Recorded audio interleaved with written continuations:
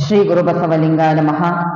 ವಿಶ್ವಗುರು ಮಾನವತಾವಾದಿ ಸ್ತ್ರೀ ಕುಲೋದ್ಧಾರಕ ಅಪ್ಪ ಬಸವಣ್ಣನವರನ್ನ ಸ್ಮರಿಸಿಕೊಂಡು ವೈರಾಗ್ಯದ ತವನಿಗೆಯೇ ಆಗಿರುವಂತ ಭವವನ್ನೇ ಗೆದ್ದಂತ ಭವಬಂಧನದ ಶರದಿಯನ್ನೇ ದಾಟಿರುವಂತ ನಮ್ಮ ನಿಮ್ಮೆಲ್ಲರ ನೆಚ್ಚಿನ ಅಕ್ಕನಿಗೆ ಭಕ್ತಿಯಿಂದ ಶರಣಾರ್ಥಿಗಳನ್ನ ಅರ್ಪಿಸಿ ಅಕ್ಕನ ಋನ್ಮಂದಿರದಲ್ಲಿ ಧ್ಯಾನಿಸುತ್ತಾ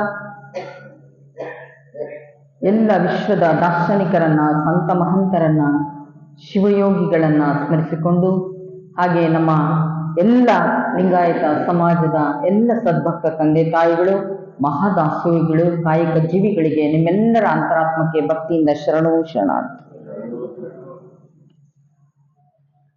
ಅಕ್ಕನಿಗೆ ಹಲವಾರು ರೀತಿಯಾಗಿರುವಂತ ಅಲ್ಲಮ ಪ್ರಭುದೇವರು ಪರೀಕ್ಷೆಯನ್ನ ಮಾಡ್ತಾರೆ. ಆ ಪರೀಕ್ಷೆಯನ್ನು ಮಾಡುವಂತ ಸಂದರ್ಭದಲ್ಲಿ ಅಕ್ಕ ಯಾವುದೇ ರೀತಿಯಾಗಿರುವಂತ ಕೋಪವನ್ನ ತಾಳಲಾರದೆ, ತಲ್ಲಣಕ್ಕೆ ಒಳಗಾಗಲಾರದೆ, ಸ್ಥಿತಪ್ರಜ್ಞರಾಗಿ ಅಲ್ಲಮ ಪ್ರಭುದೇವರು ಕೇಳುವಂತ ಎಲ್ಲ ಪ್ರಶ್ನೆಗೂ ಕೂಡ ಸಮಾಧಾನಕರವಾಗಿ ಉತ್ತರವನ್ನ ನೀಡುವುದನ್ನು ನಾವು ನೋಡ್ತೇವೆ. ಅಕ್ಕನಿಗೆ ಅನುಭವ ಮಂಟಪದಲ್ಲಿ ಅಲ್ಲಮ ಪ್ರಭುದೇವರಷ್ಟೇ ಅಕ್ಕನಿಗೆ ಪ್ರಶ್ನೆಯನ್ನ ಮಾಡ್ತಾ ಇರಲಿಲ್ಲ. ಪ್ರತಿಯೊಬ್ಬರೂ ಕೂಡ ಅಕ್ಕನಲ್ಲಿರ್ತಕ್ಕಂಥ ವೈರಾಗ್ಯದ ಆ ಜ್ಞಾನ ಅನುಭವವನ್ನ ಪಡ್ಕೋಬೇಕು ಅನ್ನುವಂಥ ಉದ್ದೇಶದಿಂದ ಹಲವಾರು ಜನ ಶರಣರು ಅಕ್ಕನೊಟ್ಟಿಗೆ ಸಂವಾದವನ್ನ ಮಾಡ್ತಾರೆ, ಚಿಂತನೆಯನ್ನ ಮಾಡುವುದನ್ನು ನಾವು ಕಾಣ್ತೇವೆ ಅನ್ನುವಂಥದ್ದು. ಹಾಗೆ ಅಕ್ಕನಿಗೆ ಶರಣನ ಲಕ್ಷಣಗಳನ್ನ ಪರಿಚಯ ಮಾಡಿಕೊಡ್ತಾರೆ. ಶರಣ ಅಂದ್ರೆ ಬರೀ ಪುರುಷನಿಗೆ ಅಷ್ಟೇ ಅಲ್ಲ, ಶರಣನ ಆ ತತ್ವ ಸಿದ್ಧಾಂತವನ್ನ ತನ್ನ ಬದುಕಿನಲ್ಲಿ, ಜೀವನದಲ್ಲಿ ಕೂಡ ಅಳವಡಿಸ್ಕೋಬೇಕು ಅನ್ನುವಂಥ ನಿಟ್ಟಿನಲ್ಲಿ ಅಕ್ಕನಿಗೆ ಪರಿಚಯವನ್ನ ಮಾಡಿಕೊಡ್ತಾರೆ. ಲಿಂಗವೇ ಪತಿಯಾಗಿ, ತಾನೇ ಸತಿಯಾಗಿ, ಅನ್ಯವನರಿಯದೆ ಪಂಚೇಂದ್ರಿಯಗಳ ವಿರಕ್ತಿನಾಗಿ, ತೆರೆಹಿಲ್ಲದೆ ಹರು ತಾನಾಗಿ, ನೆರೆ ಅರುಹಿನೊಳಗೆ ನಿಬ್ಬೆರಗಾಗಿ, ಹೃದಯ ಕಮಲದ ಮಧ್ಯದಲ್ಲಿ ಪರಮೇಶ್ವರನೊಳಗೊಂಡ ಆ ಪರಮ ಸ್ನೇಹವೆರಗಿ ಅಗಲದಿಪ್ಪುದೇ ಶರಣನ ಸ್ಥಳ ಅನ್ನುವಂಥದ್ದು ಆ ಮಹಾಲಿಂಗವು ಶಿವಸಿದ್ದೇಶ್ವರ ಪ್ರಭು ಎನ್ನುವಂಥದ್ದು.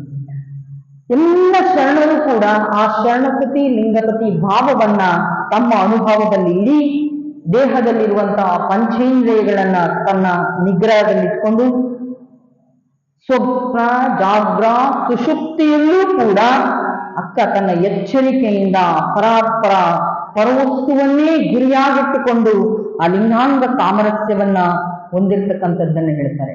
ಹಾಗೆ ಶರಣ ಅನ್ನುವಂಥದ್ದಕ್ಕೆ ಮತ್ತೊಮ್ಮೆ ಶರಣರು ಉಚ್ಚರಿಸ್ತಾರೆ. ಯಾವುದು ಶರಣ ಅನ್ನುವಂಥದ್ದು? ಸತ್ಯ ಸದಾಚಾರವಯ್ಯ ನಿಮ್ಮ ಶರಣ, ನಿತ್ಯ ನಿರುಪಮವಯ್ಯ ನಿಮ್ಮ ಶರಣ, ಭಕ್ತಿ ಭಾವವೇ ನಿಮ್ಮ ಶರಣ, ಯುಕ್ತಿಯ ವಿಚಾರವೇ ಶರಣ, ಮುಕ್ತಿಯ ಮೂದಲಿಗನೇ ನಿಮ್ಮ ಶರಣ, ಅಖಂಡೇಶ್ವರ ನಿಮ್ಮ ಶರಣರ ಘನವ ನೀವೇ ಬಲ್ಲಿರಯ್ಯ, ಲೋಕದ ಪುಣ್ಯ ಮಾನವರೆತ್ತ ಬಲ್ಲರು ಅಂತ ಹೇಳ್ತಾರೆ. ಆಧ್ಯಾತ್ಮಿಕತೆಯ ಆ ಸಾರ ಸತ್ವ, ಅದರ ಮಹತ್ವವನ್ನ ತಿಳ್ಕೊಂಡವ್ರವ್ರಿಗೆ ಮಾತ್ರ ಆ ಸತ್ಯ ಶರಣರ ಆ ಸದಾಚಾರ ಅನ್ನುವಂಥದ್ದು, ಆ ಶರಣರ ನಿಲುವು ಏನು ಅಂತದ್ದು ಅರ್ಥ ಆಗ್ತದೆ. ಹಾಗೆ ಎಲ್ಲರಿಗೂ ಕೂಡ ಅರ್ಥ ಆಗೋದಿಲ್ಲ ಅನ್ನುವಂಥ ಮಾತನ್ನ ಶರಣರು ಹೇಳ್ತಾರೆ. ಆ ಭಕ್ತಿ ಭಾವವನ್ನ ಹೊಂದಿದಂತ ಅಕ್ಕನಿಗೆ ಆ ಯುಕ್ತಿಯ ವಿಚಾರ ಹಾಗೆ ಮುಕ್ತಿಯ ಆ ಪಥ ಹೇಗಿದೆ ಅನ್ನುವಂಥದ್ದು ಅಕ್ಕನಿಗಾದಂತ ಅನುಭವ ಮತ್ತಿನ್ಯಾರಿಗೂ ಕೂಡ ಆಗಿರ್ಲಿಕ್ಕಿಲ್ವೇನೋ ಆ ರೀತಿಯಾಗಿರುವಂತಹ ಅನುಭವಗಳಲ್ಲಿ ಬೇರೆ ಬೇರೆಯವರಿಗೆ ಬೇರೆ ಬೇರೆ ರೀತಿಯಾಗಿರುವಂತಹ ಅನುಭವಗಳಾಗಿದ್ದಾವೆ. ಆದರೆ ಅಕ್ಕನಿಗಾದಂತ ಅನುಭವ ಇದೆಯಲ್ಲ, ಸಚ್ಚಿತ್ ಆನಂದ ನಿತ್ಯ ಪರಿಪೂರ್ಣ ಅಖಂಡವಾಗಿರುವಂತಹ 6 ಲಕ್ಷಣವುಳ್ಳಂತ ಆ ಶರಣಪತಿ ಲಿಂಗಪತಿ ಎನ್ನುವಂತ ಭಾವ ಕರಿಗೊಂಡಿರುವಂಥದ್ದು ಅವರಿಗೆ ನಿಜವಾಗ್ಲೂ ಕೂಡ ಶರಣ ಅಂತಾರೆ ಅನ್ನುವಂಥದ್ದು. ಆದ್ರೆ ಅಂಗ ಭೋಗೋಪಭೋಗ ಅಲ್ಲ, ಲಿಂಗ ಭೋಗೋಪಭೋಗವನ್ನ ಮಾಡಿರುವಂತ ಅಕ್ಕನ ಶರಣ ನಿಲುವಿಗೆ ಶರಣಗಳನ್ನ ಸಮರ್ಪಣೆಯನ್ನ ಮಾಡೋದನ್ನ ನಾವು ನೋಡ್ತೀವಿ. ನಾವು ಎಲ್ಲ ಕತ್ತಲಿನಲ್ಲಿ ಇರುವಂತ ಸಂದರ್ಭದಲ್ಲಿ ಹೇಗೊಂದು ಪ್ರಣತೆಯನ್ನ ಹಚ್ಚಿದಾಗ ಇಡೀ ಆ ವಾತಾವರಣ ಹೇಗೆ ಬೆಳಕನ್ನ ಹರಿಸ್ತದೋ ಹಾಗೆ ಶರಣನು ಕೂಡ ಅಜ್ಞಾನದ ಕತ್ತಲೆಯನ್ನು ಕಳೆದು ಸುಜ್ಞಾನದ ಬೆಳಕನ್ನ ಹಚ್ಕೋಬೇಕಾದ್ರೆ ಹಲವಾರು ರೀತಿಯಾಗಿರ್ತಕ್ಕಂಥ ಅನುಭವಗಳನ್ನ ನಾವು ಪಡ್ಕೋಬೇಕು ಎಲ್ಲರಿಂದಲೂ ಕೂಡ. ಹಾಗೆ ಯಾರ ಹತ್ರ ಮಾತಾಡ್ಬೇಕು, ಹೆಂಗ್ ಮಾತಾಡ್ಬೇಕು ಅನ್ನುವಂಥದ್ದನ್ನು ಕೂಡ, ಇದೆಲ್ಲವನ್ನು ಕೂಡ ಅಕ್ಕನಿಗೆ ಇವೆಲ್ಲ ಕೂಡ ಗೊತ್ತಿದ್ರು ಕೂಡ ಮತ್ತೆ ಮತ್ತೆ ಪರಿಚಯ ಮಾಡ್ತಾರೆ. ಯಾಕೆ ಅಂದ್ರೆ ಅಕ್ಕನ ಇನ್ನು ಮುಂದೆ ಆದಿ ಕ್ರಮಿಸುವಂತದ್ದಿದೆ ಅನ್ನುವಂಥದ್ದಕ್ಕೆ ಅವರು ಉದಾಹರಣೆ ಕೊಡ್ತಾರೆ. ಹೇಗ್ ಮಾತಾಡ್ಬೇಕು ಅನ್ನುವಂಥದ್ದನ್ನ, ತನ್ನ ನಡೆ ನುಡಿಯ ಆ ವ್ಯವಹಾರದ ಆಚರಣೆ ಇದೆಯಲ್ಲ ಅದನ್ನ ಹ್ಯಾಕ್ ತೋರಿಸ್ಬೇಕು ಈ ಶರಣ ಲೋಕಕ್ಕೆ ಅನ್ನುವಂಥದ್ದನ್ನ ಮನದಲ್ಲಿ, ಮಾತಿನಲ್ಲಿ, ನಮ್ಮ ನಡೆ ನುಡಿಯಲ್ಲಿ, ಆಚಾರ ವಿಚಾರದಲ್ಲಿ ಸಮರಸ ಭಾವವನ್ನ ಹೊಂದಿ ಆ ಅಜ್ಞಾನದ ಕತ್ತಲೆಯನ್ನ ಕಳೆದು ಸುಜ್ಞಾನದ ಬೆಳಕನ್ನ ಹಚ್ಕೊಳ್ತೀವಲ್ಲ ಅವನು ನಿಜವಾಗಿರುವಂತ ಶರಣ ಅನ್ನುವಂಥದ್ದನ್ನು ಹೇಳ್ತಾರೆ. ಅಂತ ಸ್ತುತಿ ನಿಂದೆಗೆ ನಾನು ಕಿವಿಡನಾಗಿ ರಾಗ ವಿರಾಗಕ್ಕೆ ಯಾವುದಕ್ಕೂ ಕೂಡ ಒಳಗಾಗಲಾರದೆ ನಾನು ಆ ಆಧ್ಯಾತ್ಮಿಕವಾಗಿರುವಂತಹ ಸಹಜ ಸ್ಥಿತಿಯನ್ನ ನಾನು ಹೊಂದಿದಾಗ ಮಾತ್ರ ಶರಣನಾಗೋದಕ್ಕೆ ಸಾಧ್ಯ ಅನ್ನುವಂಥದ್ದನ್ನು ಹೇಳ್ತಾರೆ. ಹಾಗೆ ಶರಣನ ಆಚರಣೆ ಹೇಗಿರಬೇಕು ಅನ್ನುವಂಥದ್ದು. ಆದರೆ ಶರಣರ ಆಚರಣೆ ಪತಿವ್ರತೆಯ ಆವೃತ್ತಿಯಂತಿರಬೇಕು. ಪತಿವ್ರತೆಯ ಆಚರಣೆ ಮೌನಯ ಮಂತ್ರವಾಗಿರಬೇಕು. ಶರಣನ ಆಚರಣೆ ನಿಜಗುಣೆಯ ಆ ಯೋಗದಂತಿರಬೇಕು. ಶರಣರ ಆಚರಣೆ ಅಜಗಣ್ಣನ ಜಪದಂತಿರಬೇಕು. ಕೂಡಲ ಚೆನ್ನ ಸಂಗಮ ದೇವ ಚಂಗೋಸ್ವಾಮಿಯರು ಹೇಳ್ತಾರೆ, ಅಜಗಣ್ಣನ ಹೇಗೆ ತನ್ನ ಇಡೀ ಕಾಯವನ್ನ ಮಂತ್ರವಾಗಿಸಿಕೊಂಡಿದ್ರೋ, ಅಜಗಣ್ಣನ ವಿಶೇಷವಾಗಿರುವಂತ ಯೋಗ ಸಾಧನೆಯೇ ಬೇರೆ. ಅಕ್ಕ, ನೀನು ಈ ರೀತಿಯಾಗಿರ್ತಕ್ಕಂಥ ಯೋಗ ಸಾಧನೆಯನ್ನು ಕೂಡ ನಿನ್ನಲ್ಲಿ ಅಳವಡಿಸ್ಕೋಬೇಕು ಅನ್ನುವಂಥದ್ದನ್ನ, ನಿನ್ನ ಆ ಮೌನವನ್ನೇ ನೀನು ಮಂತ್ರವಾಗಿಸಿಕೊಳ್ಬೇಕು. ಆ ನಿಜಗುಣ ಶಿವಯೋಗಿಗಳು ಯಾವ ರೀತಿಯಾಗಿ ಆ ಯೋಗವನ್ನೇ ತನ್ನ ಉಸಿರಾಗಿಸಿಕೊಂಡಿದ್ರೋ ಹಾಗೆ ಅಜಗಣ್ಣನು ಕೂಡ ಬಹಿರಂಗಮುಖಿಯಾಗಿ ಆ ಪರಾತ್ಪರ ಪರವಸ್ತುವಿನ ನಾಮಸ್ಮರಣೆಯನ್ನು ಮಾಡ್ತಿದ್ರು. ಹಾಗೆ ತದನಂತರ ಅಂತರ್ಮುಖಿಯಾಗಿ ನಾಮಸ್ಮರಣೆಯನ್ನು ಮಾಡ್ತಾ ಇಡೀ ಶರೀರವನ್ನೇ ಮಂತ್ರಮಯವಾಗಿಸಿಕೊಂಡಿದ್ರು. ನೀವು ಕೂಡ ಆ ರೀತಿಯಾಗಿ ಮಾಡ್ಕೋಬೇಕು ಅನ್ನುವಂಥದ್ದನ್ನ ತಿಳಿಸ್ಕೊಡ್ತಾರೆ ಅನ್ನುವಂಥದ್ದು. ಹಾಗೆ ಶರಣಸತಿ ಲಿಂಗಪತಿ ಭಾವವನ್ನ ಅಳವಡಿಸಿಕೊಂಡು ಸಾಗಬೇಕಾಗ್ತದೆ ಅನ್ನುವಂಥದ್ದು. ಹಾಗೆ ಹೇಳ್ತಾರೆ ಪ್ರಭುದೇವರು ಅಕ್ಕನಿಗೆ ಮತ್ತೆ ಮತ್ತೆ ಪ್ರಶ್ನೆಯನ್ನ ಕೇಳ್ತಾರೆ. ಶರಣಸತಿ ಲಿಂಗಪತಿ ಎನ್ನುವಂತ ಚನ್ನ ಮಲ್ಲಿಕಾರ್ಜುನಲ್ಲಿ ನೀನು ಹೊಳಗೊಟ್ಟು ಬೆರೆದು ಅಂತ ಹೇಳ್ತೀಯಲ್ಲ, ಆ ಬೆರೆಸಿದ ಆ ವಿಧಾನ ಯಾವುದು ಅನ್ನುವಂಥದ್ದನ್ನ ಕೇಳ್ತಾರೆ. ನಾ ಸತ್ಯನೆಂದು ಹೆಣ ಕೂಗಿದುದುಂಟೆ, ಬೈಚಿಟ್ಟ ಬಯಕೆ ಕರೆದುದುಂಟೆ, ಹೆಪ್ಪಿಟ್ಟ ಹಾಲು ಸಿಹಿಯಪ್ಪುದುಂಟೆ, ಈ ಮಾತು ಒಪ್ಪದ ವಲ್ಲದ ಮಾತು ಗುಹೇಶ್ವರ ಲಿಂಗಕ್ಕೆ ಅಂತ ಕೇಳ್ತಾರೆ. ಮತ್ತೆ ಅಕ್ಕ ಅದಕ್ಕೆ ಉತ್ತರವನ್ನ ಕೊಡ್ತಾರೆ. ಯಾವ ರೀತಿಯಾಗಿ ಹೇಳ್ತಾರಪ್ಪ ಅಂದ್ರೆ, ಬೈಚಿಟ್ಟ ಆ ಬಯಕೆ ಕರೆದುದುಂಟು, ಎಪ್ಪಿಟ್ಟ ಹಾಲು ಸಿಹಿಯಾವುದುಂಟು ಅನ್ನುವಂಥದ್ದನ್ನ ಮತ್ತೆ ಪ್ರಭುವಿಗೆ ಹೇಳ್ತಾರೆ. ಹೇಗೆ ಅಂತೇಳಿ ಮತ್ತೆ ಕೇಳಿದಾಗ, ಎಪ್ಪಿಟ್ಟ ಆ ಹಾಲನ್ನ ಸಿಹಿಯನ್ನ ಮಾಡ್ಬೋದು, ಹೇಗೆ ಅನ್ನುವಂಥದ್ದನ್ನ ಅಕ್ಕ ಹೇಳ್ತಾರೆ. ಹಾಲಿಗೆ ಎಪ್ಪಾಕಿ ನವನೀತವನ್ನ ತೆಗೆದು ತುಪ್ಪ ಕಾಸಿದ್ರೆ ಅದು ಸಿಹಿಯಾಗುತ್ತೆ ಅನ್ನೋದು. ಸತ್ತ ಹೆಣ ನೀವು ಮಾತಾಡಿದ್ದುಂಟ ಅಂತೇಳಿ ಮತ್ತೆ ಅಕ್ಕನನ್ನ ಪ್ರಶ್ನೆಯನ್ನು ಮಾಡಿದ್ರೆ ಅವ್ರು ಹೇಳ್ತಾರೆ, ಒಬ್ಬ ವ್ಯಕ್ತಿ ಮಲಗಿದಾಗ ಕನಸನ್ನ ಕಾಣ್ತಾನೆ, ಸತ್ತ ಹೋದ ಹಾಗೆ. ಮತ್ತೆ ಎದ್ದು ಹೇಳ್ತಾನೆ, ನಾನು ಕನಸಲ್ಲಿ ಸತ್ತೋಗಿದ್ದೆ ಅಂತೇಳಿ ಮತ್ತೆ ಹುಟ್ಟುವಂಥದ್ದನ್ನ ಅಕ್ಕ ಆ ರೀತಿಯಾಗಿರ್ತಕ್ಕಂಥ ವಿಚಾರವನ್ನ ಇಲ್ಲಿ ಪ್ರಸ್ತಾಪವನ್ನ ಮಾಡ್ತಾರೆ ಎನ್ನುವಂಥದ್ದು. ಹಾಗೆ ಬೈಚಿಟ್ಟ ಬಯಕೆ ಕರೆದದ್ದುಂಟೆ ಎನ್ನುವಂಥದ್ದು. ಹಾಗೆ ಸತ್ತೋಗಿದೀನಿ ಅನ್ನುವಂಥ ವ್ಯಕ್ತಿ ಮತ್ತೆ ಮಾತಾಡೋದುಂಟ ಅಂತ ಕೇಳಿದ್ರೆ ಮಾತಾಡೋದು ಉಂಟು ಅನ್ನುವಂಥದ್ದನ್ನ ಅಕ್ಕ ತಾನು ಕೇಳುವಂತ ಎಲ್ಲ ಪ್ರಶ್ನೆಗೂ ಕೂಡ ಉತ್ತರವನ್ನ ಕೊಡ್ತಾರೆ ಎನ್ನುವಂಥದ್ದು. ಅಂತ ಹೆಪ್ಪಿಟ್ಟ ಹಾಲು ಸಿಹಿಯಾಗ್ತದೆ, ಸತ್ತ ಹೆಣ ಕೂಗಿದುದುಂಟು, ಬೈಚಿಟ್ಟ ಬಯಕೆ ಕರೆದುದುಂಟು, ಹೆಪ್ಪಿಟ್ಟ ಹಾಲು ಗಟ್ಟಿಗೊಂಡು ಸಿಹಿ ತುಪ್ಪವಾಗಿದ್ದುಂಟು. ಇದು ನಿಶ್ಚಯಿಸಿ ನೋಡಿ ಚನ್ನಮಲ್ಲಿಕಾರ್ಜುನ ದೇವರಲ್ಲಿ ಎನ್ನುವಂಥದ್ದನ್ನ ಅಕ್ಕ ಹೇಳ್ತಾರೆ. ಮತ್ತೆ ಪ್ರಭುದೇವರು ಪ್ರಶ್ನೆಯನ್ನ ಮಾಡ್ತಾರೆ ಅಕ್ಕನಿಗೆ, ಇದು ಎಲ್ಲ ಆಶ್ಚರ್ಯ ಹೇಳವ, ಕಾಯವಿಲ್ಲ ಸುಖವ, ಜೀವನವಿಲ್ಲದ ಭವವ, ಆ ತಾವ ಹೇಳ ಈಶ್ವರ ಲಿಂಗಕ್ಕೆ ಅನ್ನುವಂಥದ್ದು. ಈ ದೇಹವಿಲ್ಲದ ಸುಖವನ್ನು ನಾನು ಅನುಭವಿಸಿದೆ ಅಂತ ಹೇಳ್ತೀಯಲ್ಲ, ಅದು ಯಾವುದು ಅನ್ನುವಂಥದ್ದನ್ನ ನೀನು ಪರಿಚಯ ಮಾಡಿಕೊಡು. ಆ ಭವವನ್ನು ಹೊಂದುವಂಥದ್ದು ಅಸಾಧ್ಯ ಅಲ್ವೇ? ಆ ಸಾಧ್ಯ ಯಾವುದು ಅನ್ನುವಂಥದ್ದು, ಆ ಸೋಜಿಗ ಯಾವುದು ಅನ್ನುವಂಥದ್ದು ಹೇಳಿದಾಗ ಅಕ್ಕ ಹೇಳ್ತಾಳೆ, ಮರವನ್ನೊರಗಿಸಿ ಕನಸ ಕಂಡು ಹೇಳುವಲ್ಲಿ ಸತ್ತ ಹೆಣ ಎದ್ದಿತ್ತು, ತನ್ನ ಋಣ ನಿಧಾನ ಎದ್ದು ಕರೆದಿತ್ತು, ಎಪ್ಪಿಟ್ಟ ಹಾಲು ಗಟ್ಟಿ ಸಿಹಿದುಪ್ಪವಾಯಿತು, ಇದಕ್ಕೆ ತಪ್ಪು ಸಂದಿಲ್ಲವೇ ಚನ್ನಮಲ್ಲಿಕಾರ್ಜುನ ದೇವರ ದೇವ ಅಣ್ಣಗಳಿರ ಅನ್ನೋದು. ಆ ಬೈಚಿತ್ತ, ಆ ಋಣ, ಆ ನಿಧಾನ ಅನ್ನುವಂಥದ್ದನ್ನು ನಾನು ಬರ್ತೀನಿ ಅನ್ನುವಂಥದ್ದನ್ನು ಹೇಳ್ತದೆ ಅನ್ನುವಂಥದ್ದನ್ನ ಅಕ್ಕ ಹೇಳ್ತಾರೆ. ಹಾಗೆ ಎಪ್ಪಿಟ್ಟ ಹಾಲು ಸಿಹಿದುಪ್ಪವಾಗ್ತದೆ, ಹಾಗೆ ಆ ನವನೀತವಾಗಿ ಹೊರಹೊಮ್ಮಿದಂತ ಕಾಸಿದಂತ ತುಪ್ಪ ಅದು ಸಿಹಿಯಾಗ್ತದೆ. ಹಾಗೆ ಮಲಗಿದಂತ ಮನುಷ್ಯ ತಾನು ಸತ್ತಂತೆ ಕನಸನ್ನ ಕಂಡು ನಾನು ಸತ್ತಿದ್ದೆ ಕನಸಿನಲ್ಲಿ ಅನ್ನುವಂಥದ್ದನ್ನ ಹೇಳುವಂಥದ್ದನ್ನ ಅಕ್ಕ ಇಲ್ಲಿ ಪ್ರತಿಪಾದಿಸ್ತಕ್ಕಂಥದ್ದನ್ನ ನಾವು ನೋಡ್ತೀವಿ ಅನ್ನೋದು. ಹಾಗೆ ಒಂದು ಉದಾಹರಣೆ ಕೊಡ್ತಾರೆ. ಕೊಡವನ್ನ ನೀರನ್ನ ತುಂಬುವಂತ ಸಂದರ್ಭದಲ್ಲಿ ಅದು ಸದ್ದನ್ನ ಮಾಡ್ತದೆ, ತದನಂತರ ಸದ್ದು ಅಡಗುತ್ತದೆ, ಮತ್ತೆ ಆ ಕೊಡವನ್ನ ಸುರುವಂತ ಸಂದರ್ಭದಲ್ಲಿ ಅದನ್ನ ಕೆಳಗೆ ಹಾಕುವಂತ ಸಂದರ್ಭದಲ್ಲಿ ಕೂಡ ಎರಡು ರೀತಿಯಾಗಿರುವಂತ ಸದ್ದನ್ನ ಮಾಡ್ತದೆ ಅನ್ನುವಂಥ ಮಾತನ್ನ ಅಕ್ಕ ಅಲ್ಲಿ ಉಲ್ಲೇಖವನ್ನ ಮಾಡ್ತಾರೆ ಅನ್ನುವಂಥದ್ದು.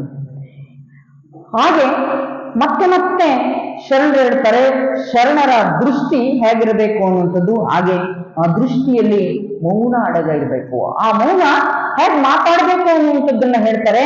ಮಾತೆಂಬುದು ಜ್ಯೋತಿರ್ಲಿಂಗ, ಸ್ವರವೆಂಬುದು ಪರತತ್ವ, ತಾಳೋಷ್ಟ ಸಂಪುಟವೆಂಬುದು ನಾದಬಿಂದು ಕಳಾತೀತ, ವೇಶ್ವರನ ಶರಣರು ನುಡಿದು ಸೂತಿಸಿಗಳಲ್ಲ ಕಿಳಾಮರುಳೆ ಎನ್ನುವಂಥದ್ದು ಹೇಳ್ತಾರೆ. ಬರೀ ಮಾತಿನಲ್ಲಿ ಹೇಳಿದ್ರೆ ಅದನ್ನ ನಾವು ಕೇಳೋದಿಲ್ಲ. ನಿನ್ನ ಸಾಧನೆಯ ಸಿದ್ಧಿಯನ್ನ ನೀನು ಉದಾಹರಿಸಬೇಕು ಅಂತ ಅಂದಾಗ ಅವ್ರು ಹೇಳ್ತಾರೆ, ಮಾತು ಅದು ಸೂತಕವಲ್ಲ, ಅಜ್ಞಾನದ ಕತ್ತಲೆಯೂ ಕೂಡ ಅಲ್ಲ, ಅದು ಜ್ಯೋತಿರ್ಲಿಂಗ. ಅರಿವಿನ ಸ್ವಸ್ವರೂಪವಾಗಿರ್ತಕ್ಕಂಥ ಆ ಜ್ಞಾನವನ್ನ, ಈ ಲೋಕದ ಭವಬಂಧನವನ್ನ ಅರಿಸುವಂತ ಕತ್ತಲೆಯನ್ನ ತೊಲಗಿಸುವಂತದ್ದಕ್ಕೆ ಆ ಜ್ಯೋತಿರ್ಲಿಂಗ ಅನ್ನುವಂಥದ್ದು ಹೇಳಿದ್ದಾರೆ. ಉದಾಹರಣೆಗೆ ಒಬ್ಬ ಸಾಧಕನು ಕೂಡ ಮಾತನಾಡುವಂತ ಸಂದರ್ಭದಲ್ಲಿ ಸಿದ್ಧಿಪುರುಷ ಮಾತನಾಡುವಾಗ ಎರಡನೇ ರೀತಿಯಾಗಿರ್ತಕ್ಕಂಥ ವ್ಯತ್ಯಾಸಗಳನ್ನ ಶರಣರು ಉಲ್ಲೇಖವನ್ನು ಮಾಡ್ತಾರೆ. ಒಬ್ಬ ವ್ಯಕ್ತಿ ವೈದ್ಯನ ಹತ್ರ ಹೋದಂತ ಸಂದರ್ಭದಲ್ಲಿ ಇಬ್ಬರಲ್ಲಿ ಯಾರೂ ಕೂಡ ಒಬ್ರು ಮೌನವಾಗಿದ್ರೆ ಅರ್ಥ ಆಗಲ್ಲ ಅಲ್ವಾ? ವೈದ್ಯನು ಮಾತಾಡಬೇಕು, ರೋಗಿಯೂ ಕೂಡ ಮಾತಾಡಬೇಕು. ವೈದ್ಯ ಏನಾಗಿದೆ ಅಂತ ಪ್ರಶ್ನೆ ಮಾಡಿದ್ರೆ ರೋಗಿ ಏನಾಗಿದೆ ಅನ್ನುವಂಥದ್ದನ್ನ ಉತ್ತರಿಸಿದ್ರೆ ಮಾತ್ರ ವೈದ್ಯ ಮದ್ದು ಕೊಡೋದಕ್ಕೆ ಬರ್ತದೆ ಅನ್ನುವಂಥದ್ದನ್ನ ಉದಾಹರಣೆಯನ್ನ ಕೊಡ್ತಾರೆ. ಹಾಗೆ ಒಬ್ಬ ವಿದ್ಯಾರ್ಥಿಯು ಕೂಡ ಒಬ್ಬ ಶಿಕ್ಷಕ, ಇವರಿಬ್ಬರು ಕೂಡ ಮಾತಾಡ್ಬೇಕಾಗ್ತದೆ. ಶಿಕ್ಷಕ ಪಾಠ ಮಾಡುವಂತ ಸಂದರ್ಭದಲ್ಲಿ ವಿದ್ಯಾರ್ಥಿ ಅದನ್ನ ಆರಿಸಿ ಗುರು ಕೇಳಿದಂತ, ಶಿಕ್ಷಕರು ಕೇಳಿದಂತ ಪ್ರಶ್ನೆಗೆ ಪ್ರತ್ಯುತ್ತರವಾಗಿ ಉತ್ತರವನ್ನ ನೀಡಬೇಕಾಗ್ತದೆ ಎನ್ನುವಂಥದ್ದು. ಅದಕ್ಕೆ ಅಕ್ಕ ಹೇಳ್ತಾರೆ, ಇಬ್ಬರು ಕೂಡ ಮಾತಾಡಬೇಕಾಗ್ತದೆ ಎನ್ನುವಂಥದ್ದು. ಹಾಗೆ ಮೌನವಾಗಿ ಇರುವಂಥದ್ದು ಅದು ಸಮ್ಮತಿಯಲ್ಲ. ಯಾವಾಗ ಮೌನವನ್ನ ವಹಿಸಬೇಕು ಅಂತ ಅಂದ್ರೆ ಹಲವಾರು ರೀತಿಯ ಸಂದರ್ಭೋಚಿತವಾಗಿ ಜ್ಞಾನಿ ಅನುಭವಿಯಾಗಿರ್ತಂಥವರು ಕೆಲವೊಮ್ಮೆ ಮೌನವನ್ನ ತಾಳ್ತಾರೆ. ಆ ಮೌನವೇ ಎಷ್ಟೋ ಸಲ ಈ ಸಮಾಜಕ್ಕೆ ಸಂದೇಶವನ್ನ ಕೊಡುವಂಥದ್ದನ್ನು ಕೂಡ ನಾವು ನೋಡ್ತೇವೆ. ಆ ರೀತಿಯಾಗಿರ್ತಕ್ಕಂಥ ಮೌನವನ್ನ ತಪಸ್ಸಿನೋಪಾದಿಯಾಗಿ ಸಿದ್ಧಿಸ್ಕೋಬೇಕು ಅನ್ನುವಂಥದ್ದು. ಹೀಗೆ ನಾವು ಕ್ರಮಿಸುವಂತ ಹಾದಿಯಲ್ಲಿ, ಅಕ್ಕ ಬರುವಂತ ಹಾದಿಯಲ್ಲಿ ಮಾತಾಡೋದೆಲ್ಲ ಮಾತಾಡ್ಕೊಂಡು ಬಂದಿದ್ರೆ ಅಕ್ಕ ಕಲ್ಯಾಣಕ್ಕೆ ಬರೋಕ್ಕೆ ಆಜ್ಞಾನೇ ಇರ್ತಿರ್ಲಿಲ್ಲ. ಅದಕ್ಕೆ ಶರಣರು ಹೇಳ್ತಾರೆ, ಯಾವ ಸಂದರ್ಭದಲ್ಲಿ ಮಾತನಾಡಬೇಕು, ಯಾವ ಸಂದರ್ಭದಲ್ಲಿ ಮಾತಾಡಬಾರ್ದು ಅನ್ನುವಂಥದ್ದು. ಹಾಗೆ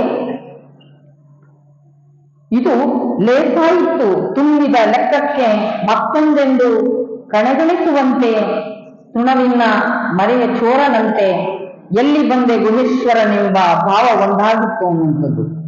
ಈ ಲೆಕ್ಕ ಇನ್ನೂ ಚುಕ್ತ ಆಗಿಲ್ಲ. ಇದನ್ನ ನಾನು ಕೇಳುವಂತ ಅನೇಕ ಆ ತಾವಿನ ಪ್ರಶ್ನೆಯನ್ನ ಕೇಳ್ತಾ ಇದ್ದೇನೆ. ನೀನು ಈ ಪರೀಕ್ಷೆಯನ್ನ ನೀನು ಉತ್ತರವನ್ನ ಸಮರ್ಪಕವಾಗಿ ನೀಡಬೇಕು. ಯಾಕಪ್ಪ ಅಂದ್ರೆ ಪರಿಶುದ್ಧವಾಗಿರುವಂತ ಅಪರಿಮಿತಿಯನ್ನ ಪುಟಕಿಕ್ಕಿ ನೋಡಿದಂತ ಸಂದರ್ಭದಲ್ಲಿ ಅದನ್ನ ಎಷ್ಟು ಪುಟಕ್ಕಿಟ್ಟರೂ ಕೂಡ ಅದು ಒಳಕನ್ನೇ ಪಡ್ಕೊಳ್ತದೆ ವಿನಃ ಅದು ಒಳಕು ಕ್ಷೀಣಿಸೋದಿಲ್ಲ, ಕಡಿಮೆ ಆಗೋದಿಲ್ಲ. ಅದಕ್ಕೆ ಆಧ್ಯಾತ್ಮಿಕವಾಗಿರ್ತಕ್ಕಂಥ ಔನ್ನತ್ಯವನ್ನ, ಆ ಅನುಭವವನ್ನ ಪಡ್ಕೋಬೇಕಾದ್ರೆ ಶರಣರ ಅನುಭವ ಗೋಷ್ಠಿಯಲ್ಲೇ ಆ ಉನ್ನತವಾಗಿರ್ತಕ್ಕಂಥ ಸಂವಾದದ ಮುಖಾಂತರವಾಗಿ ಅಕ್ಕನಿಗೆ ನಿರಾಡಂಬರವಾಗಿರುವಂತ ಆ ಬದುಕನ್ನ ಹೇಗೆ ಬದುಕಬೇಕು ಅನ್ನುವಂಥದ್ದನ್ನ ಶರಣರು ತೋರಿಸ್ತಾರೆ. ಹಾಗೆ ಯಾವ ರೀತಿಯಾಗಿ ಬದುಕು ಇದೆ ಅನ್ನುವಂಥದ್ದನ್ನ ಮತ್ತೆ ಅಕ್ಕ ಹೇಳ್ತಾರೆ. ಚಂದನವ ಕಡಿದು ಕೊರೆದು ತೇದಡೆ ನೊಂದೆನೆಂದು ಕಂಪ ಬಿಟ್ಟೀತೆ, ತಂದು ಸುವರ್ಣವ ಕಡಿದೊರೆದೊಡೆ ನೊಂದೆನೆಂದು ಕಳಂಕ ಬಿಟ್ಟೀತೆ, ಸಂದು ಕಡಿದು ಕಬ್ಬನ್ನು ತಂದು ಗಾಣ ತಿಕ್ಕಿದರೆ ಅದು ನೊಂದೆನೆಂದು ಪಾಕಗೊಳ್ಳದೆ ಸಕ್ಕರೆಯಾಗದೆ ನೊಂದೆನೆಂದು ಸವಿಯ ಬಿಟ್ಟೀತೆ, ನಾ ಹಿಂದೆ ಮಾಡಿದ ಈನಂಗಳೆಲ್ಲವ ತಂದು ಮುಂದುವೆಳಿಸಲು ಹಾನಿಯಾಯಿತೆ, ಎನ್ನ ತಂದೆ ಚನ್ನ ಮಲ್ಲಿಕಾರ್ಜುನ ದೇವಯ್ಯ ಕೊಂದಿಹೆನೆಂದಡೆ ಶರಣೆಂದೆ ಮಾಡು ಅನ್ನುವಂಥದ್ದು. ಆ ಚಂದನ, ಆ ಶ್ರೀಗಂಧ ಏನಿದೆ ಅದನ್ನ ತೇಯ್ತೀವಿ. ಆ ತೇದಂತ ಸಂದರ್ಭದಲ್ಲಿ ಅದೇನಾದ್ರೂ ನನಗೆ ನೋವಾಗಿದೆ ಅಂತದ ಇಲ್ಲ, ಅದು ತೇದಷ್ಟು ಸುಗಂಧವನ್ನ ಪರಿಮಳವನ್ನ ಹೇಗೆ ಬೀರ್ತದೋ ತನ್ನ ಬದುಕು ನನ್ನ ಜೀವನವೂ ಕೂಡ ಹಾಗೆ ಅನ್ನುವಂಥದ್ದನ್ನ ಹತ್ತ ಹೇಳ್ತಾರೆ. ಹಾಗೆ ಸುವರ್ಣವನ್ನ ಹೇಗೆ ನಮಗೆ ಆಭರಣವನ್ನ ಮಾಡಬೇಕಾದ್ರೆ ಆ ಚಿನ್ನದ ಗಟ್ಟಿಯನ್ನ ಕರಗಿಸಿ ನಮಗೆ ಬೇಕಾಗಿರುವಂತ ಆಭರಣವನ್ನ ಹೇಗೆ ಮಾಡ್ತೀವೋ ಹಾಗೆ ಪರಮಾತ್ಮನೂ ಕೂಡ ನನ್ನನ್ನ ಕಾಸಿ ಸೋಸಿ ಆಭರಣವನ್ನ ಮಾಡಿದ್ದಾರೆ. ಅಂತ ಆಭರಣದ ಆ ಸುಜ್ಞಾನವನ್ನ, ಆ ಆಧ್ಯಾತ್ಮಿಕವಾಗಿರುವಂತ ಅನುಭವ ಅನ್ನುವಂತ ಆಭರಣವನ್ನ ನಾನು ಧರಿಸ್ಕೊಂಡಿದ್ದೀನಿ. ಆ ರೀತಿಯಾಗಿರ್ತಕ್ಕಂಥ ಹೊರೆ ಹಚ್ಚಿ ನೋಡಿರ್ತಕ್ಕಂಥದ್ದನ್ನ ಹೇಳ್ತಾರೆ. ಹಾಗೆ ಕಪ್ಪು ಗಣ್ಣನ್ನ ಕಡಿದು ನಾವು ಆ ಗಾಣಕ್ಕಿಟ್ಟಾಗ ಅದು ನನ್ನ ಮುಂದೆ ಅಂತ ಹೇಳ್ತದ ಇಲ್ಲ, ಅದರಿಂದ ಬರುವಂತ ಆ ಸಿಹಿ ಇದೆಯಲ್ಲ, ಆ ಮಧುರ ಅನ್ನುವಂಥದ್ದು ಅದನ್ನು ಪಡ್ಕೊಳ್ತದೆ ಅನ್ನುವಂಥದ್ದು. ಹಾಗೆ ನನ್ನ ಬದುಕಿನಲ್ಲಿ ಜೀವನದಲ್ಲಿ ಏನೇ ನೋವು ಎಲ್ಲವನ್ನೂ ಕೂಡ ಅನುಭವವನ್ನ ಪಡ್ಕೊಂಡ್ರೂ ಕೂಡ ಅದರಿಂದ ಜ್ಞಾನಾಮೃತವನ್ನೇ ನಾನು ಪಡ್ಕೊಂಡಿದ್ದೀನಿ ಅನ್ನುವಂಥ ಮಾತನ್ನ ಅಕ್ಕ ಹೇಳ್ತಾರೆ ಅನ್ನುವಂಥದ್ದು. ಹಾಗೆ ಒಮ್ಮೆ ಒಬ್ಬ ಪ್ರವಾಸಿಗ ಹೋಗುವಂಥದ್ದನ್ನ ನಾವು ನೋಡ್ತೇವೆ.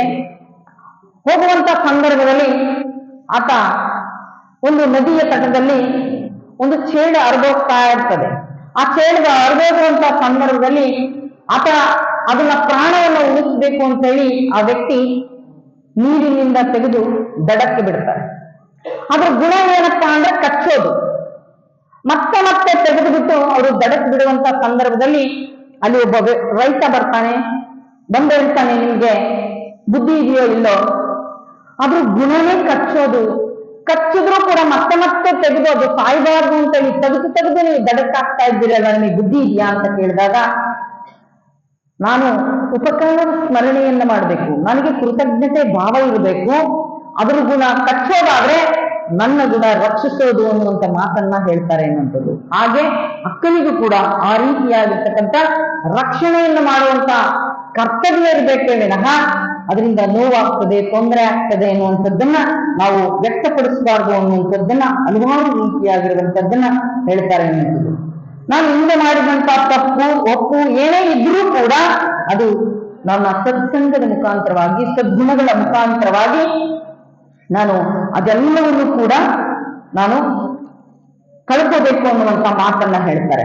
ಹಾಗೆ ನಮಗೆ ಅಲ್ಲಮ ಪ್ರಭುದೇವರು ಅಷ್ಟೇ ಅಕ್ಕನಿಗೆ ಪ್ರಶ್ನೆಯನ್ನು ಮಾಡಲ್ಲ, ಅಪ್ಪ ಬಸವಣ್ಣನವರು ಕೂಡ ಅಕ್ಕನಿಗೆ ಹಲವಾರು ರೀತಿಯಾಗಿರ್ತಕ್ಕಂಥ ಪ್ರಶ್ನೆಗಳನ್ನ ಮಾಡ್ತಾರೆ. ಯಾಕೆ ಅಂದ್ರೆ ಮುಂದೆ ಈಕೆಗೆ ಏನಾದ್ರೂ ಅಡ್ಡಿ ಆತಂಕ ತೊಡಕು ಬರ್ಬೋದೇನುವಂತ ಉದ್ದೇಶದಿಂದ ಅಕ್ಕನನ್ನ ಮತ್ತಷ್ಟು ಪರಿಪೂರ್ಣವಾಗೋದಕ್ಕೋಸ್ಕರವಾಗಿ ಅಣಿ ಮಾಡಿಕೊಡುವಂಥದ್ದು.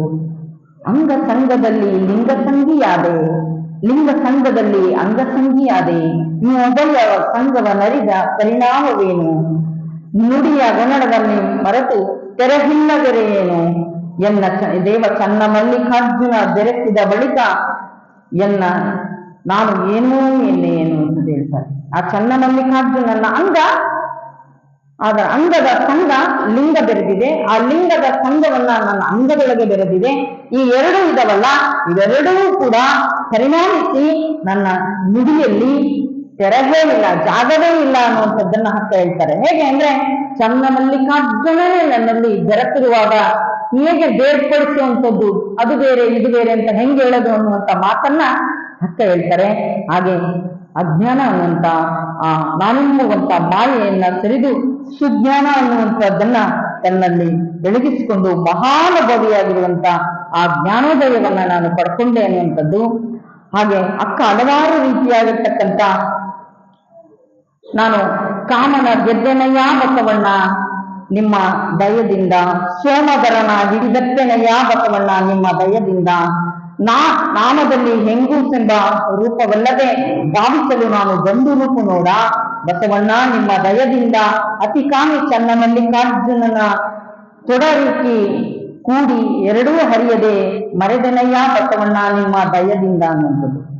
ಈ ಕಾಮದರನ ನಾನು ಗೆದ್ದಿದ್ದೀನಿ ಅಂದ್ರೆ ಅದು ನಿಮ್ಮ ದಯೆಯಿಂದ, ನಿಮ್ಮ ಕೃಪೆಯಿಂದ ಎನ್ನುವಂತ ಮಾತನ್ನ ಅಕ್ಕ ಇಷ್ಟು ಸೊಗಸಾಗಿ ಹೇಳ್ತಾರೆ. ನಾನು ಎಲ್ಲವನ್ನು ಕೂಡ ಮರೆದಿದ್ದೀನಿ, ಅದೆಲ್ಲವನ್ನು ಗೆದ್ದಿದ್ದೀನಿ, ಅದೆಲ್ಲವನ್ನು ಕೂಡ ನಾನು ಪಡ್ಕೊಂಡಿದ್ದೀನಿ ಅಂದ್ರೆ ಆ ಗುರುವಿನ ಕರುಣೆಯಿಂದ, ಗುರುವಿನ ಕೃಪೆಯಿಂದ, ಗುರುವಿನ ಆಶೀರ್ವಾದದಿಂದ. ಆದ್ರೆ ಜಗತ್ತಿನ ಕಣ್ಣಿಗೆ ನಾನೊಂದು ಹೆಣ್ಣು ಅಂತ ನೀವೇನಾದ್ರು ಭಾವಿಸಿರ್ಬೋದು, ಆದ್ರೆ ಈ ಜಗತ್ತಿನ ಕಣ್ಣಿಗೆ ಕಾಣುವ ಹಾಗೆ ನಾನು ನೋಡುವಾಗ ಕಣ್ಣಿಗೆ ಹೆಣ್ಣಿನ ರೂಪ ಕಂಡ್ರೂ ಕೂಡ ನಾನು ಭಾವಿಸೋದಕ್ಕೆ ಗಂಡು ಅನ್ನುವಂಥ ಮಾತನ್ನ ಅಕ್ಕ ಹೇಳುವಂಥದ್ದು. ಅಕ್ಕನಿಗೆ ಎಷ್ಟೊಂದು ಪರಿಪಕ್ವವಾಗಿತ್ತು ಆ ಭಾವ ಅನ್ನುವಂಥದ್ದನ್ನ ನಾವು ನೋಡ್ತೇವೆ ಅನ್ನುವಂಥದ್ದು. ಹಾಗೆ ಭಾವಿಸಿ ನೋಡಿದ ಅಂತರಂಗವಾಯಿತು ಅಂಗ ಗುಣಗಳಿದು ಆ ಬಳಿಕ ನಾನಾದೆ ಎನ್ನುವಂಥದ್ದನ್ನು. ದೀನ ರುಚಿಯ ಬಿಟ್ಟು ಲಿಂಗ ರುಚಿಯಾದ ಬಳಿಕ ಚನ್ನ ಮಲ್ಲಿಕಾರ್ಜುನ ಕೊಂಡ ಸಾವಭಾಷೆ ಎನ್ನುವಂಥದ್ದು. ನನಗೆ ಅಂಗಗುಣ ಮತ್ತು ಲಿಂಗಗುಣ ಅನ್ನುವಂಥದ್ದೆರಡೂ ಇಲ್ಲ. ಇವೆರಡನ್ನೂ ಕೂಡ ಪ್ರಸಾದದಲ್ಲಿ ಕೂಡ ತೃಪ್ತಿ ಮತ್ತೆ ರುಚಿ ಇವೆರಡನ್ನೂ ಕೂಡ ಬೇರೆಯಾಗಿ ಯಾವ ರೀತಿಯಾಗಿ ನಾವು ನೋಡೋದಿಲ್ವೋ ಹಾಗೆ ಎರಡೂ ಕೂಡ ಏಕೀರ್ಭವಿಸಿದೆ ಅನ್ನುವಂಥ ಮಾತನ್ನ ಹೇಳ್ತಾರೆ ಅನ್ನುವಂಥದ್ದು.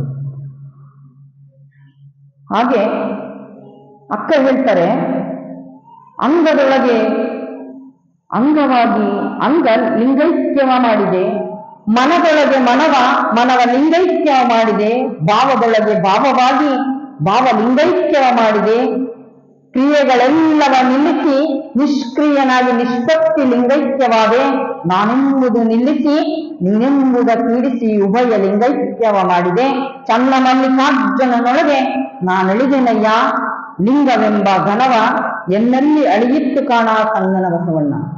ಅದೂ ಕೂಡ ಅಳಿದು ಹೋಗಿದೆ ಎನ್ನುವಂತ ಮಾತನ್ನ ಹೇಳ್ತಾರೆ. ಅಂಗದೊಳಗೆ ನಾನು ಲಿಂಗೈಕ್ಯವಾಗಿಬಿಟ್ಟಿದ್ದೀನಿ, ನನ್ನ ಮನಸ್ಸಿನೊಳಗೆ ಆ ಮನಸ್ಸು ಲಿಂಗೈಕ್ಯವಾಗಿದೆ ಎನ್ನುವಂಥದ್ದು, ಭಾವದೊಳಗೆ ಭಾವ ಲಿಂಗೈಕ್ಯವಾಗಿದೆ. ಆ ಕ್ರಿಯೆ ನಾನು ಮಾಡುವಂತ ಏನು ಆ ಕ್ರಿಯೆ ಏನಿದೆಯಾ ಅದು ನಿಷ್ಕ್ರಿಯೆಯಾಗಿದೆ, ಲಿಂಗೈಕ್ಯವಾಗಿದೆ, ತನ್ನೊಳಗೆ ತಾನು ಬೆರೆತು ಹೋಗಿದೆ ಎನ್ನುವಂತ ಮಾತನ್ನ ಅಕ್ಕ ಹೇಳ್ತಾರೆ. ಅಂತ ಚನ್ನ ಮಲ್ಲಿಕಾರ್ಜುನನ ನನ್ನೊಳಗೆ ಒದಗಿಸಿಕೊಂಡು ನಾನೇ ಆ ಘನವಸ್ತುವಾಗಿರುವಂಥದ್ದು ಅನ್ನುವಂಥ ಮಾತನ್ನ ಅಕ್ಕ ಹೇಳ್ತಾರೆ ಎನ್ನುವುದು. ಈಗ ಮುಳ್ಳನ್ನ ತಗೊಂಡು ಮುಳ್ಳಿನಿಂದ ಮುಳ್ಳನ್ನ ಕೀಳ್ಬೇಕು ಅಂತ ಹೇಳ್ತಾರೆ. ಆಗ ಮುಳ್ಳಿನಿಂದ ಮುಳ್ಳನ್ನ ಕಿತ್ತು ಮತ್ತೆ ಆ ಮುಳ್ಳನ್ನ ನಾನಿಟ್ಟೋದಾಗ್ತದ? ಇಲ್ಲ, ಆ ಮುಳ್ಳು ನನಗೆ ಚುಚ್ಚುತ್ತದೆ. ಅದಕ್ಕೆ ಅದನ್ನ ತೆಗೆದು ಹೇಗೆ ಬಿಸಾಕ್ಬೇಕೋ ಹಾಗೆ ನಾನು ಎಲ್ಲ ಆ ಅಂಗ ಮನ ಭಾವ ಈ ಗುಣಗಳನ್ನೆಲ್ಲವೂ ತೆಗೆದು ಮುಳ್ಳನ್ನ ಕಿತ್ತು ಬಿಸಾಕದಾಗೆ ನಾನು ಬಿಸಾಕದೆ ಎನ್ನುವಂಥದ್ದನ್ನ ಅಕ್ಕ ಅಲ್ಲಿ ಹೇಳುವಂಥದ್ದನ್ನ ನಾವು ಕಾಣ್ತೀವಿ. ಹಾಗೆ ಬಸವಣ್ಣವ್ರು ಕೇಳ್ತಾರೆ, ಹೆಂಗೂಸಿನ ಅಂಗವ ನೋಡಿದರೆ ಪುರಾತನರು, ಬಾಲಕನದ ಅಂಗವ ನೋಡಿದರೆ ಪುರಾತನರು, ಬ್ರಹ್ಮಚರ್ಯವನ್ನಾಚರಿಸಿ ತನ್ನ ಮರೆದಿಪ್ಪುದು ನೋಡೆ ಲಿಂಗವಂತರು, ತನ್ನಲ್ಲಿ ತಾನು ನಿಶ್ಚಯವಾಗಿದ್ದ ಭಾಷೆ ಬಿರಿಸು ಹೋಗಿದೆ ಇಷ್ಟಲಿಂಗವು ಕೂಡಲ ಸಂಗಮ ದೇವನಲ್ಲಿ ನಮ್ಮ ಮಹಾದೇವಿ ಅಕ್ಕಂಗಾಯಿತು. ಆ ಬ್ರಹ್ಮಚರ್ಯ ಅನ್ನುವಂಥದ್ದೇನಿದೆ ಅದು ನಮ್ಮ ಮಹಾದೇವಿ ಅಕ್ಕನಿಗೆ ಅದು ಒಳಪಡುವಂಥದ್ದು, ಅದು ಅಕ್ಕನಿಗೆ ಇರುವಂಥದ್ದು.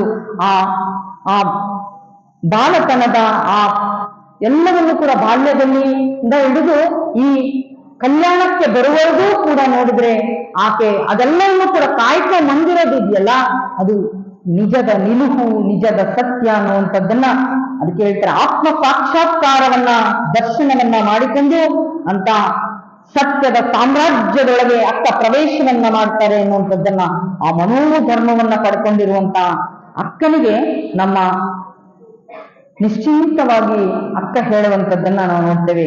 ಹಾಗೆ ನಮ್ಮ ಮಕ್ಕಳಿಗೆ ಹಲವಾರು ರೀತಿಯಾಗಿರುವಂತ ಮುಕ್ತಿಯ ಬಗ್ಗೆ ಇರ್ಬೋದು, ಆ ಮನೋರ್ ಲಯದ ಬಗ್ಗೆ ಹೇಳಿದ್ರೆ ಯಾವ ರೀತಿಯಾಗಿ ಅದು ಗೋಚರಿಸೋದಿಲ್ಲ. ಅದನ್ನ ಅವರ ಮಟ್ಟಕ್ಕೆ ಇಳಿದು ನಾವು ಅರ್ಥೈಸಬೇಕಾಗ್ತದೆ.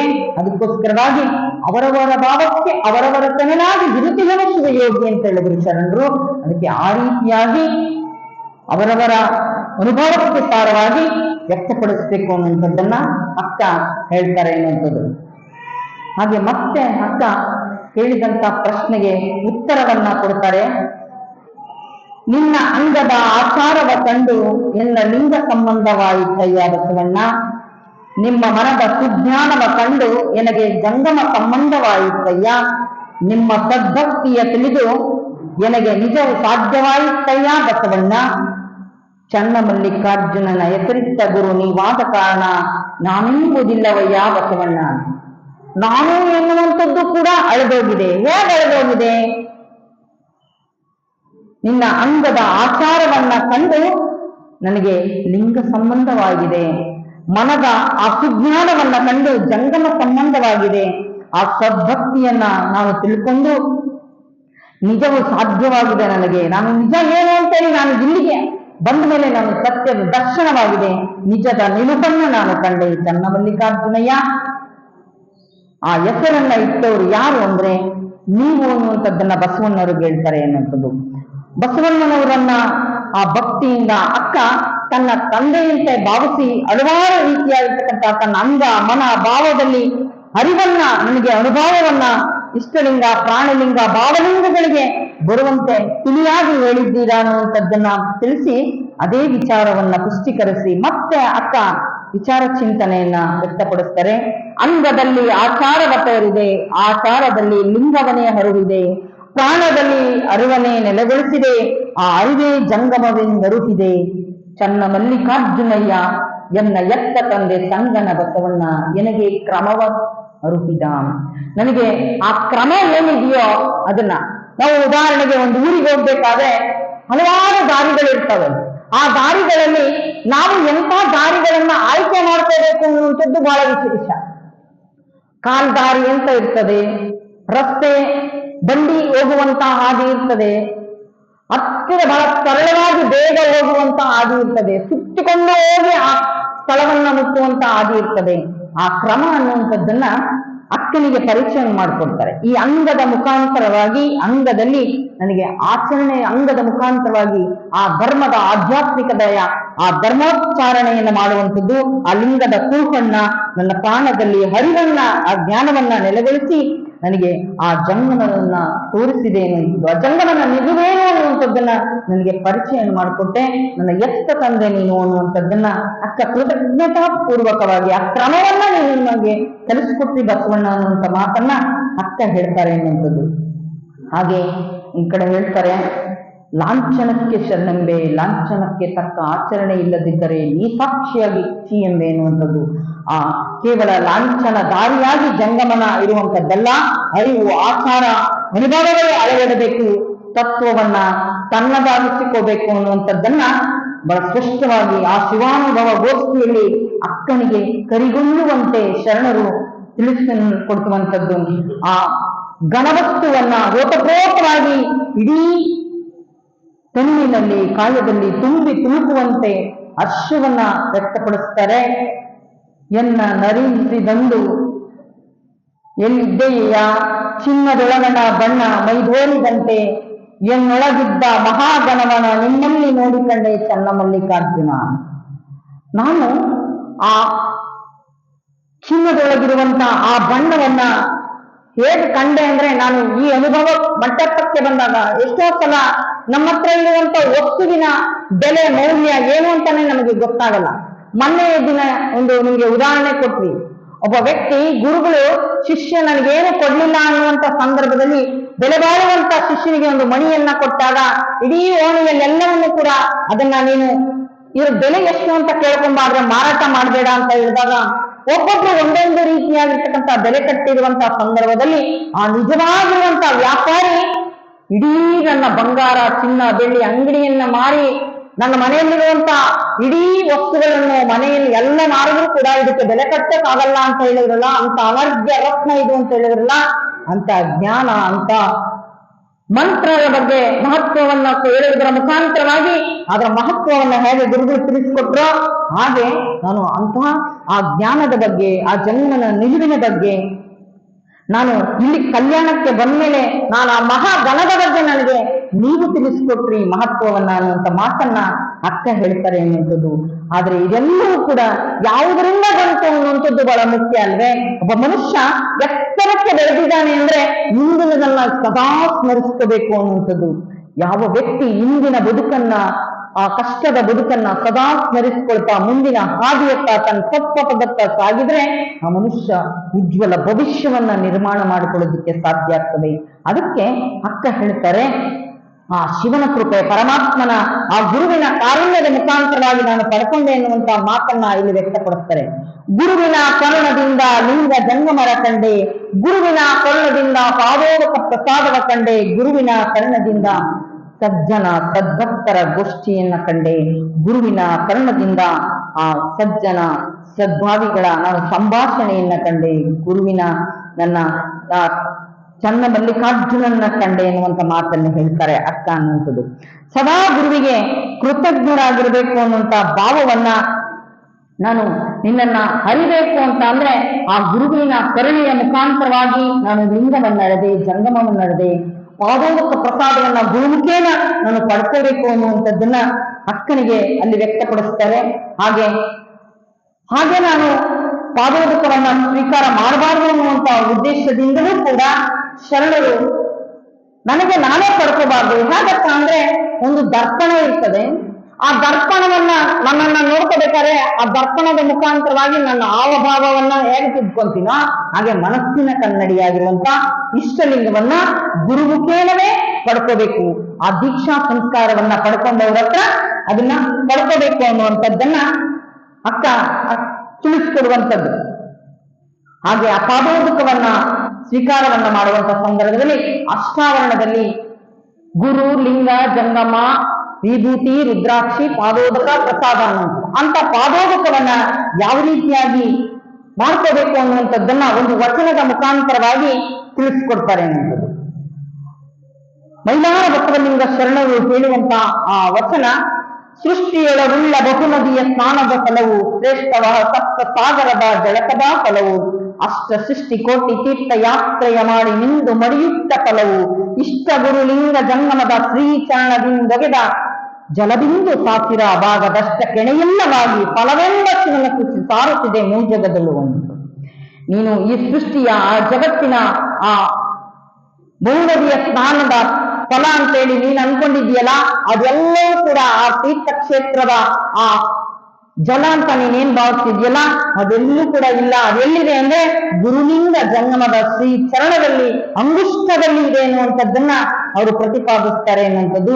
ಅದಕ್ಕೆ ಗುರುವಿನ ಕಡೆ ಪಾದೋದಕವನ್ನ ತಗೋಬೇಕು ಅನ್ನುವಂಥದ್ದು. ಆ ನಿಟ್ಟಿನಲ್ಲಿ ಅಕ್ಕ ನಿಗೆ ಆ ಮೈಲಾರ ಬಸವಲಿಂಗ ಶರಣರ ವಚನವನ್ನ ಉದಾಹರಣೆಯಾಗಿ ಕೊಡ್ತಾರೆ ಅನ್ನುವಂಥದ್ದು. ಪಾದೋದಕ ಮಾಡಿಕೊಳ್ಳುವಂತಹ ಸಂದರ್ಭದಲ್ಲಿ ನಾವು ಗುರುವಿನ ಪಾದೋದಕ, ಲಿಂಗ ಪಾದೋದಕ, ಜಂಗಮ ಪಾದೋದಕ ಅಂತೇಳಿ ವಿವಿಧ ರೀತಿಯಾಗಿರ್ತಕ್ಕಂಥ ಆ ಪಾದೋದಕವನ್ನ ಸ್ವೀಕಾರವನ್ನ ಮಾಡಬೇಕಾಗ್ತದೆ ಅನ್ನುವಂಥದ್ದು. ಲಿಂಗ ಪಾದೋದಕ ಅನ್ನುವಂಥದ್ದು ಜಗದ್ಭರಿತವಾಗಿರುವಂತ ಪರಮಾತ್ಮನ ಅನುಗ್ರಹದಿಂದ ಬಂದಿದೆ ಎನ್ನುವಂತ ಭಾವದಿಂದ ಆ ಪಾದೋದಕವನ್ನ ಸ್ವೀಕಾರ ಮಾಡಬೇಕು. ಆದ್ರೆ ಜಂಗಮ ಪಾದೋದಕದಿಂದ ಆ ಗುರುವಿನ ಅನುಗ್ರಹವೇ ಅನ್ನುವಂತ ರೀತಿಯಲ್ಲಿ ಪಾದೋದಕವನ್ನ ಹೇಳ್ತಾರೆ. ಪಾದೋದಕ ಅನ್ನುವಂಥದ್ದು ಕ್ರಿಯಾ ಪಾದೋದಕ, ಜ್ಞಾನ ಪಾದೋದಕ ಅನ್ನುವಂಥದ್ದು. ಹಂಗೆ ಆ ಕ್ರಿಯಾ ಪಾದೋದಕವನ್ನ, ಜ್ಞಾನ ಪಾದೋದಕವನ್ನ ಸೂಕ್ಷ್ಮವಾಗಿ ಸ್ವೀಕಾರ ಮಾಡಬೇಕು. ಒಂದು ಅಣಿಯಲ್ಲೂ ಕೂಡ ಕೆಳಗೆ ಚೆಲ್ಲದ ಹಾಗೆ ಕ್ರಿಯಾಪಾದೋದಕವನ್ನ ದೈವೀ ಕರುಣೆ ಎನ್ನುವಂತ ಭಾವದಿಂದ ಗುರು ಜಂಗಮನಿಂದ ಆ ಸ್ವೀಕಾರವನ್ನ ಮಾಡಬೇಕು ಅನ್ನುವಂಥದ್ದು. ಅಂತ ಪಾದೋದಕವನ್ನ ತೆಗೆದುಕೊಳ್ಳುವಂತ ಸಂದರ್ಭದಲ್ಲಿ ಅವ್ರು ಹೇಳ್ತಾರೆ, ಸ್ಪರ್ಶೋದಕ, ಅವಧಾನೋದಕ, ಅಷ್ಟೋದಕ, ಪಾದೋದಕ ಅನ್ನುವಂಥ ರೀತಿಯಲ್ಲಿ ಪರಿಣಾಮೋದಕ, ಅಖಂಡೋದಕ, ಅಷ್ಟೋದಕ ಅನ್ನುವಂಥ ಈ ರೀತಿ ಹಲವಾರು ರೀತಿಯಾಗಿರುವಂತಹ ದಶವಿಧ ಪಾದೋದಕವನ್ನ ಶರಣರು ಹೇಳ್ತಾರೆ ಅನ್ನುವಂಥದ್ದು. ನಾವೇನು ಅನ್ಕೊಂಡಿದ್ವಿ ಅಂದ್ರೆ ಗುರುಗಳ ಕಡೆಯಿಂದ ತಗೊಳ್ಳುವಂಥದ್ದಷ್ಟೇ ಪಾದೋದಕ ಅನ್ನುವಂಥದ್ದು. ಅದಕ್ಕೆ ಕರುಣೆ, ವಿನಯ, ಸಮತೆಯ ಪಾದೋದಕವನ್ನ ಗುರು ಲಿಂಗ ಜನ್ಮದ ಮುಖಾಂತರವಾಗಿ ಅದನ್ನ ಸ್ವೀಕಾರವನ್ನ ಮಾಡಬೇಕು ಅನ್ನುವಂಥದ್ದನ್ನ ಹೇಳ್ತಾರೆ ಅನ್ನುವಂಥದ್ದು. ಹಾಗೆ ಆ ಪಾದೋದಕವನ್ನ ತೆಗೆದುಕೊಂಡು ಪ್ರಸಾದವನ್ನ ಸೇವನೆಯನ್ನು ಮಾಡುವಂತಹ ಸಂದರ್ಭದಲ್ಲಿ ನಾನು ಹೇಗಿರ್ಬೇಕು ಅನ್ನುವಂಥದ್ದು ಹೇಳ್ತಾರೆ. ಬ್ರಹ್ಮನಿಗೆ ವಾಕ್ಪುರುಷ, ವಿಷ್ಣುವಿಗೆ ನಯನ ಪುರುಷ, ರುದ್ರಂಗೆ ಅಸ್ತ ಪುರುಷ, ನಮ್ಮ ಕೂಡಲ ಸಂಗನ ಶರಣರಿಗೆ ಪಾದವೇ ಪುರುಷ ಅನ್ನುವಂಥದ್ದು. ಶರಣರಿಗೆ ಆ ಪಾದೋದಕವನ್ನ ತೆಗೆದುಕೊಳ್ಳುವಂತಹ ಸಂದರ್ಭದಲ್ಲಿ ಗುರುವಿನ ಮುಖಾಂತರವಾಗಿ ತನ್ನ ಎರಡೂ ಕೈಯಿಂದ ಗುರುವಿನ ಹೆಬ್ಬೆಟ್ಟನ್ನ ಹಿಡಿದು ಎರಡೂ ಕಣ್ಣಿಗೆ ಆ ಜ್ಞಾನ ಚಕ್ಷು ಅಂತ ಹೇಳ್ತಾರೆ, ಆ ಜ್ಞಾನ ಚಕ್ಷುವನ್ನ ಪಡ್ಕೊಂಡು ಆ ನಮಸ್ಕಾರವನ್ನ ಮಾಡಿ ಪಾದೋದಕವನ್ನ ಸ್ವೀಕಾರ ಮಾಡಬೇಕು. ಗುರುವಿನ ಅನುಗ್ರಹವನ್ನ ಪಡ್ಕೊಂಡು ಪಾದೋದಕವನ್ನ ಸ್ವೀಕಾರ ಮಾಡಬೇಕು ಅನ್ನುವಂಥ ಮಾತನ್ನ ಹೇಳ್ತಾರೆ ಎನ್ನುವಂಥದ್ದು. ಹಾಗೆ ನಿತ್ಯವೆನಗೆ ಮನೆಗೆ ನಡೆದು ಬಂದಿತ್ತು ಮುಕ್ತಿಯನ್ನು ಮನೆಗೆ ನಡೆದು ಬಂದಿತ್ತು. ಜಯ ಜಯ ಗುರುವೇ ನಮೋ ನಮಃ, ಪರಮ ಗುರುವೇ ನಮೋ ನಮೋ, ಚನ್ನಮಲ್ಲಿಕಾರ್ಜುನ ತಂದೆನ್ನ ತೋರಿಕೊಟ್ಟ ಗುರುವೇ ನಮೋ ನಮೋ. ಆ ಗುರು ಅನ್ನುವಂಥದ್ದನ್ನ ಆ ಪಾದೋದಕ ಮುಖಾಂತರವಾಗಿ ಹೇಗೆ ತಗೋಬೇಕು ಅನ್ನುವಂಥದ್ದನ್ನ ನಮ್ಗೆ ತೋರಿಕೊಟ್ಟಂತ ಆ ಗುರುವಿಗೆ ಶರಣುಗಳನ್ನ ಸಮರ್ಪಣೆಯನ್ನ ಮಾಡುವಂಥದ್ದನ್ನ ನಾವು ನೋಡ್ತೇವೆ ಅನ್ನುವಂಥದ್ದು. ಹಾಗೆ ಅಕ್ಕನಿಗೆ ಈ ರೀತಿಯಾಗಿರುವಂತಹ ಆಧ್ಯಾತ್ಮಿಕವಾಗಿರುವಂಥದ್ದನ್ನ ಹೇಳುವುದರ ಮುಖಾಂತರವಾಗಿ ಅಕ್ಕನಿಗೆ ಭಕ್ತಿ ಮತ್ತೆ ಜ್ಞಾನ ವೈರಾಗ್ಯಗಳು ಇನ್ನಷ್ಟು ಗಟ್ಟಿಗೊಳ್ಳೋದಕ್ಕೋಸ್ಕರವಾಗಿ ಹಲವಾರು ರೀತಿಯಾಗಿರ್ತಕ್ಕಂಥ ಧಾರ್ಮಿಕವಾಗಿರುವಂತಹ ಚಿಂತನೆಯ ಮುಖಾಂತರವಾಗಿ ಅಕ್ಕನಿಗೆ ತಿಳಿಸಿಕೊಡ್ತಾರೆ. ಭಕ್ತಿ ಹೇಗಿರಬೇಕು, ಬಸವಣ್ಣನವರ ಭಕ್ತಿ ಹೇಗಿತ್ತು ಅನ್ನುವಂಥದ್ದನ್ನ ಬಸವಣ್ಣವರು ಮತ್ತೆ ಹೇಳ್ತಾರೆ. ಭಕ್ತಿ ಹೇಗಿರಬೇಕು, ಭಕ್ತಿ ಇಲ್ಲದ ಬಡವ ನಾನಯ್ಯ, ಕಟ್ಟಯ್ಯನ ಮನೆಯಲ್ಲೂ ಬೇಡಿದೆ, ಚೆನ್ನಯ್ಯನ ಮನೆಯಲ್ಲೂ ಬೇಡಿದೆ, ದಾಸಯ್ಯನ ಮನೆಯಲ್ಲೂ ಬೇಡಿದೆ, ಎಲ್ಲ ಪುರಾತನರು ಭಕ್ತಿಯ ಭಿಕ್ಷೆಯ ನಿಕ್ಕಿ ಎನ್ನ ಕರಪಾತ್ರೆ ತುಂಬಿತ್ತು ಕೂಡಲ ಸಂಗಮ ದೇವ. ನಾನು ಎಲ್ಲರಲ್ಲೂ ಕೂಡ ಒಂದೊಂದು ಭಕ್ತಿಯ ಭಿಕ್ಷೆಯನ್ನ ಅಂದ್ರೆ ನಾವು ಕಣ್ಣಿಗೆ ಕಾಣಿಸುವಂಥದ್ದು, ನಾವು ನೋಡುವಂತ ಯಾವ ರೀತಿಯಾಗಿರ್ತಕ್ಕಂಥ ಭಿಕ್ಷೆ ಅಂದ್ರೆ ಇನ್ನೊಂದನ್ನ ಪಡ್ಕೊಳ್ಳುವಂಥದ್ದಕ್ಕೋಸ್ಕರವಾಗಿ ಭಿಕ್ಷೆ ಅಲ್ಲ. ಭಿಕ್ಷೆಯಲ್ಲಿ ಬೇರೆ ಬೇರೆ ರೀತಿಯಾಗಿರ್ತಕ್ಕಂತಹ ಭಿಕ್ಷೆಗಳಿರುವಂಥದ್ದು. ಆದ್ರೆ ಜ್ಞಾನ, ಅನುಭವ, ಅವರಲ್ಲಿರುವಂತಹ ಸದ್ಗುಣ ಅನ್ನುವಂತಹ ಭಿಕ್ಷೆಯನ್ನ, ಆ ಅನುಭವ ಅನ್ನುವಂಥದ್ದನ್ನ, ಅವರಲ್ಲಿರ್ತಕ್ಕಂತಹ ಗುಣ ಸ್ವಭಾವಗಳನ್ನ, ಲಕ್ಷಣಗಳನ್ನ ನಾನು ಭಿಕ್ಷೆಯ ಮುಖಾಂತರವಾಗಿ ಒಬ್ಬೊಬ್ಬರಲ್ಲೂ ಒಂದೊಂದು ರೀತಿಯಾಗಿರ್ತಕ್ಕಂಥ ಜ್ಞಾನ ಅನುಭವ ಉಂಟರಿಸಿದೆ. ಅದನ್ನ ನಾನು ಪಡ್ಕೊಂಡು ನನ್ನ ಭಕ್ತಿಯ ಆ ಪಾತ್ರೆಯನ್ನ ನಾನು ತುಂಬಿಸಿಕೊಂಡೆ ಎನ್ನುವಂಥದ್ದನ್ನ ಬಸವಣ್ಣವರು ಹೇಳ್ತಾರೆ ಎನ್ನುವಂಥದ್ದು.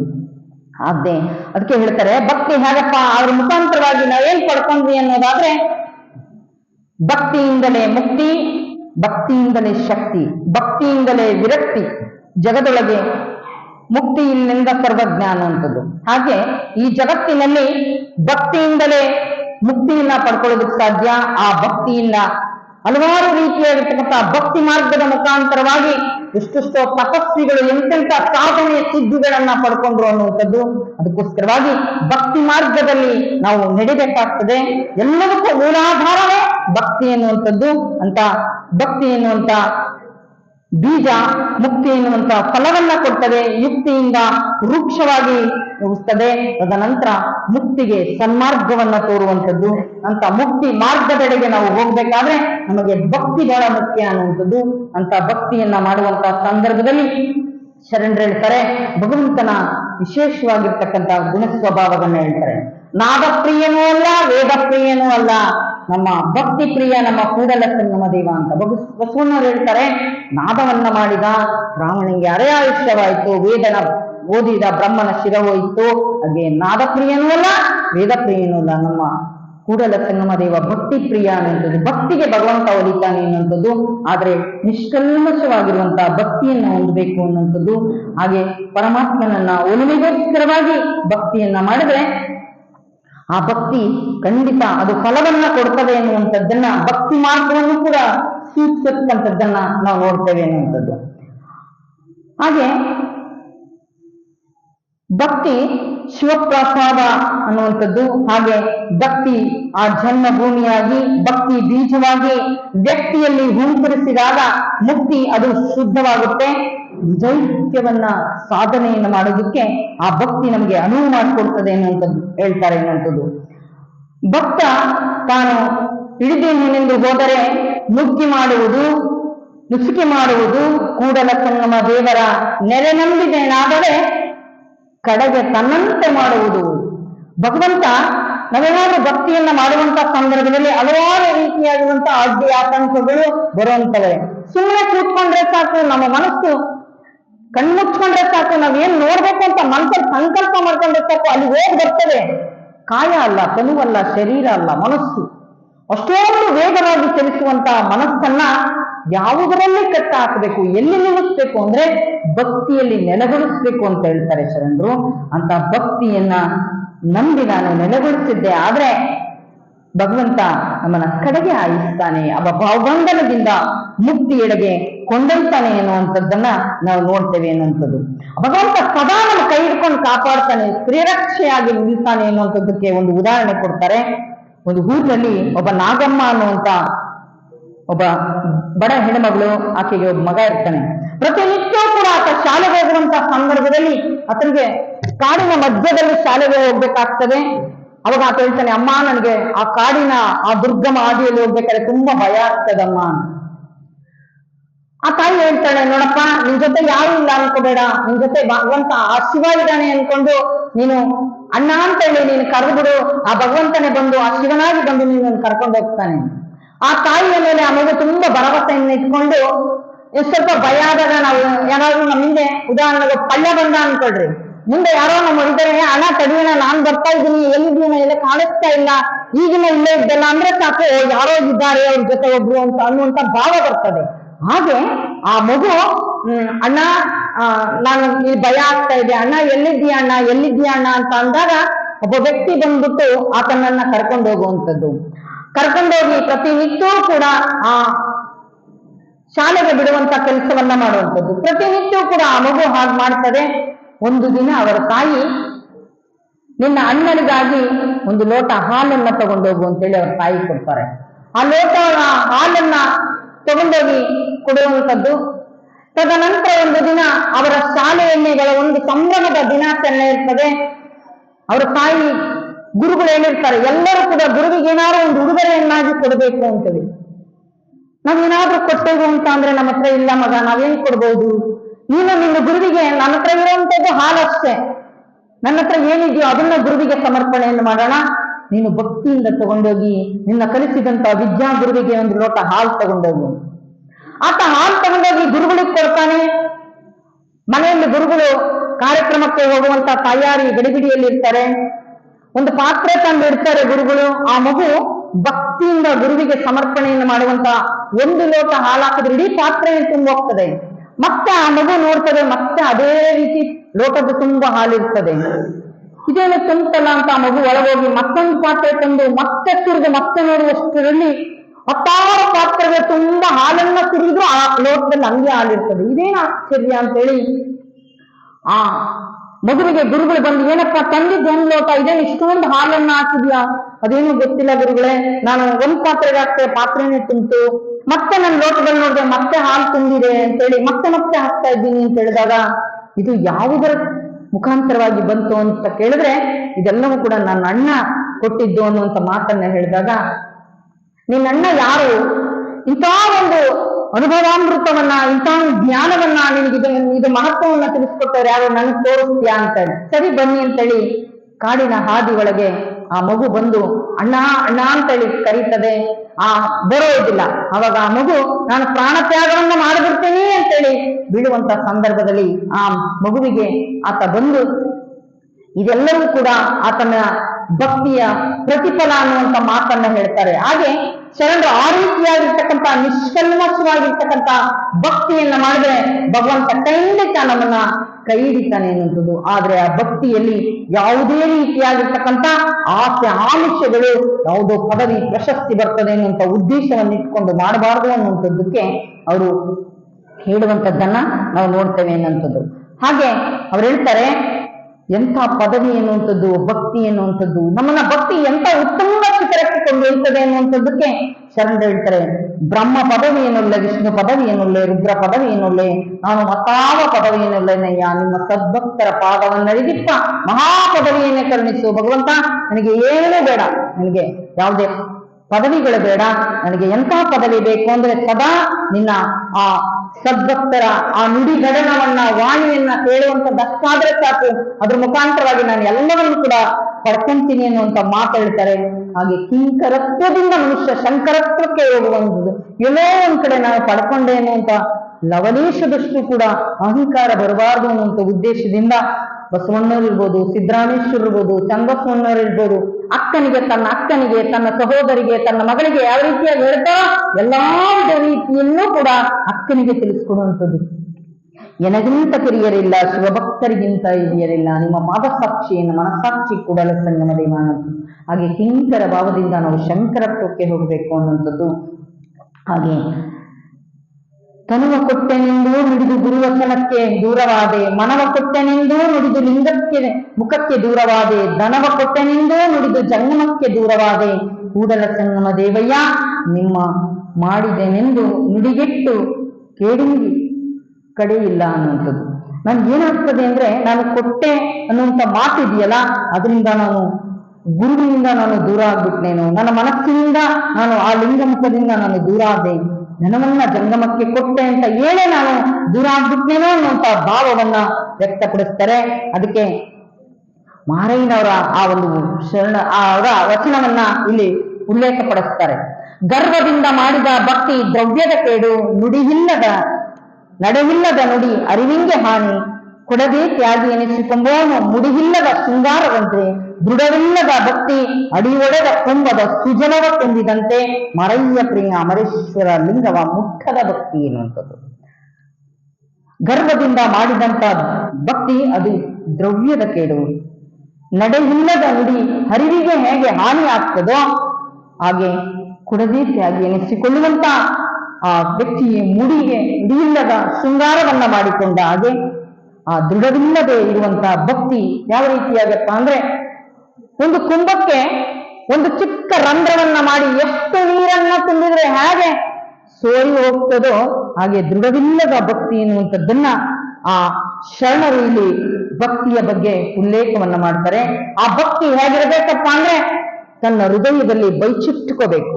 ಆ ಭಕ್ತಿ ಎನ್ನುವಂಥದ್ದು ತೋರಿಕೆಯಾಗಿರಬಾರದು ಅನ್ನುವಂಥದ್ದು. ನೀವೆಲ್ಲರೂ ಕೂಡ ಸತ್ಯ ಹರಿಶ್ಚಂದ್ರನ ಕಥೆಯನ್ನ ಕೇಳಿದ್ದೀರಾ. ಆ ಪತಿಗೆ ಮಾತ್ರ ಮಾಂಗಲ್ಯ ಕಾಣ್ತದೆ ಹೊರತು ಪತಿಗಲ್ಲದೆ ಮತ್ತಿನ್ನಾರಿಗೂ ಕಾಣಲಾರದೆ ಆಕೆ ರಕ್ಷಣೆಯನ್ನ ಮಾಡ್ಕೊಂಡಿರ್ತಾಳೆ. ಹಾಗೆ ತನ್ನ ಭಕ್ತಿಯನ್ನ ಆ ಭಗವಂತನಿಗೆ ಸಮರ್ಪಣೆಯನ್ನು ಮಾಡಬೇಕು, ಭಗವಂತನಿಗೆ ಮೆಚ್ಚು ಹಾಗೆ ಭಕ್ತಿಯನ್ನ ಮಾಡಬೇಕು ಅನ್ನುವಂಥದ್ದು. ಅಂತ ಭಕ್ತಿ ಇರಬೇಕು ಅನ್ನುವಂಥ ಮಾತನ್ನ ಹೇಳ್ತಾರೆ ಅನ್ನುವಂಥದ್ದು. ಹಾಗೆ ಎಷ್ಟು ನಿಷ್ಠೆಯಿಂದ ಇರಬೇಕು, ಎಂಥದ್ದೇ ಸಂದರ್ಭ ಬಂದರೂ ಕೂಡ ಧೃತಿಗೆಡಬಾರದು ನೀವು ಅನ್ನುವಂಥದ್ದಕ್ಕೆ ಒಂದು ವಚನವನ್ನ ಉಲ್ಲೇಖವನ್ನ ಮಾಡ್ತಾರೆ. ನ್ಯಾಯ ನಿಷ್ಠೂರಿ ದಾಕ್ಷಿಣ್ಯ ಪರ ನಾನಿಲ್ಲವಯ್ಯ, ಲೋಕ ವಿರೋಧಿ ಶರಣರಾರಿಗೂ ಅಂದುವನಲ್ಲ, ಕೂಡಲ ಸಂಗಮ ದೇವರ ರಾಜ ತೇಜದಲ್ಲಿಪ್ಪನಾಗಿ. ಅಂದ್ರೆ ನಾವೊಂದೊಂದ್ಸಲ ಏನಾಗ್ತದೆ ಅಂದ್ರೆ, ಆಧ್ಯಾತ್ಮಿಕವಾಗಿ ಆಗ್ಲಿ ಸಾಮಾಜಿಕವಾಗಿ ಹೋರಾಟ ಮಾಡೋರಿರ್ಬೋದು, ವೈಚಾರಿಕವಾಗಿರುವಂತಹ ಚಿಂತನೆಯನ್ನ ಮಾಡುವಂತಹ ವ್ಯಕ್ತಿಗೆ ಯಾವುದೇ ರೀತಿಯಾಗಿರುವಂತಹ ಅಳಿಕು ಇರಬಾರದು, ಧೃತಿಗೆಡಬಾರದು, ಅಂಜಬಾರದು ಅನ್ನುವಂತ ಮಾತನ್ನ ಹೇಳ್ತಾರೆ. ಅಂತ ಸಂದರ್ಭ ಬಂದಾಗ ಧೃತಿಗೆಡಬಾರದು. ಈ ಸಮಾಜವೇ ನನ್ನನ್ನ ವಿರೋಧಿಸಿದ್ರು ಚಿಂತೆ ಇಲ್ಲ, ಶರಣನಾಗಿ ನಾನು ದಿಟ್ಟತನದಿಂದ ಆ ಸತ್ಯದ ನಿಲುವಿನಲ್ಲೇ ನಿಂತು ನಾನು ಅದನ್ನ ಪ್ರತಿಪಾದಿಸ್ಬೇಕು ಅನ್ನುವಂತ ಮಾತು. ಅಂತ ಸಂದರ್ಭ ಬಂದರೂ ಕೂಡ ನಾನು ಯಾವುದಕ್ಕೂ ಕೂಡ ನಾನು ಅಂಜೋದಿಲ್ಲ ಅನ್ನುವಂಥ ಮಾತನ್ನ ಶರಣರು ಅಂದ್ರೆ ಅಷ್ಟೊಂದು ನೀನು ದೃಢವಾಗಿರ್ಬೇಕು ಅನ್ನುವಂಥದ್ದನ್ನ ಶರಣರು ಉಲ್ಲೇಖ ಪಡಿಸ್ತಾರೆ ಅನ್ನುವಂಥದ್ದು. ಹಾಗೆ ಹೇಳ್ತಾರೆ, ಯಾರಾದ್ರೂ ನಿನಗೇನಾದ್ರು ಕೊಟ್ಟಂತ ಸಂದರ್ಭದಲ್ಲಿ ನೀನು ಹೇಗಿರಬೇಕು ಅನ್ನುವಂಥದ್ದನ್ನ ಹೇಳ್ತಾರೆ. ದೋಷಿಕೊನೊಬ್ಬ ದೇಶವ ಕೊಟ್ಟರೆ ಆಸೆಯನ್ನ ಮಾಡಿ ಅವ ಓರೆಯಲ್ಲಿರಬೇಡ, ಮಹದಾರ ಶಿವಭಕ್ತನಾದರೆ ಆತನ ಓರೆಯಲ್ಲಿಪ್ಪುದು ಭೃತ್ಯನಾಗಿಪ್ಪುದೇ ಕರಲೇಸಯ್ಯ, ತೊತ್ತಾಗಿಪ್ಪುದೇ ಕರಲೇಸಯ್ಯ, ಕಾಡು ಸೊಪ್ಪ ತಂದು ಓಡಿಯಲ್ಲಿ ಹುರಿದುಕೊಂಡು ಕೂಡಿಕೊಂಬುಪ್ಪ ನಮ್ಮ ಕೂಡಲ ಸಂಗನ ಶರಣರು ಅನ್ನುವಂಥದ್ದು. ಒಬ್ಬ ವ್ಯಕ್ತಿ, ಒಬ್ಬ ದುಷ್ಟ, ಒಬ್ಬ ಮೋಸಗಾರ ನಿನಗೆ ಇಡೀ ದೇಶವನ್ನೇ ಕೊಡ್ತೀನಿ ಅಂದ್ರೂ ಕೂಡ ಆತನ ಒಟ್ಟಿಗೆ ನೀನು ಇರಬೇಡ. ಯಾಕೆ ಅಂದ್ರೆ ಆತನ ಸೆರೆಯಾಳೆ ಆಗಿರ್ಬೇಕಾಗ್ತದೆ. ನೀನು ಸ್ವತಂತ್ರವಾಗಿ ಬದುಕೋದಕ್ಕೂ ಆಗಲ್ಲ, ಸ್ವತಂತ್ರವಾಗಿ ವಿಚಾರ ಮಾಡೋದಕ್ಕೂ ಆಗಲ್ಲ, ಸ್ವತಂತ್ರವಾಗಿ ನೀನು ನಿಲ್ಲೋದಕ್ಕೆ ಆಗೋದಿಲ್ಲ. ಅದಕ್ಕೋಸ್ಕರವಾಗಿ ನೀನು ಹೇಗಿರ್ಬೇಕಪ್ಪ ಅಂತ ಅಂದ್ರೆ, ನೀನು ಸ್ವತಂತ್ರವಾಗಿರ್ಬೇಕಾದ್ರೆ ಆ ಶಿವಭಕ್ತನಾಗಿರುವಂತ ಆ ಮನೆ ಪಕ್ಕದಲ್ಲಿ ಇದ್ರೆ ಸಾಕು. ನೀನು ಸದಾ ಕಿಂಕರತ್ವದಿಂದ ನೀನು ಇದ್ದು ಸದಾ ನೀನು ನಿಷ್ಠಾವಂತ ಪ್ರಾಮಾಣಿಕಂತ ಆಗಿದ್ರೆ ಆತನ ಹಾಳಾಗಿದ್ರು ಚಿಂತೆ ಇಲ್ಲ. ಅದು ಕೂಡ ಬಹಳ ಶ್ರೇಷ್ಠ. ಹೇಗಪ್ಪ ಅಂದ್ರೆ ಹಂಗೆ ನರಮನೆಗಿಂತ ವಿಂಗಡದ ಗುಡಿ ಬೇಕು ಅಂತ ಹೇಳ್ತಾರೆ ಒಂದ್ ಕಡೆ.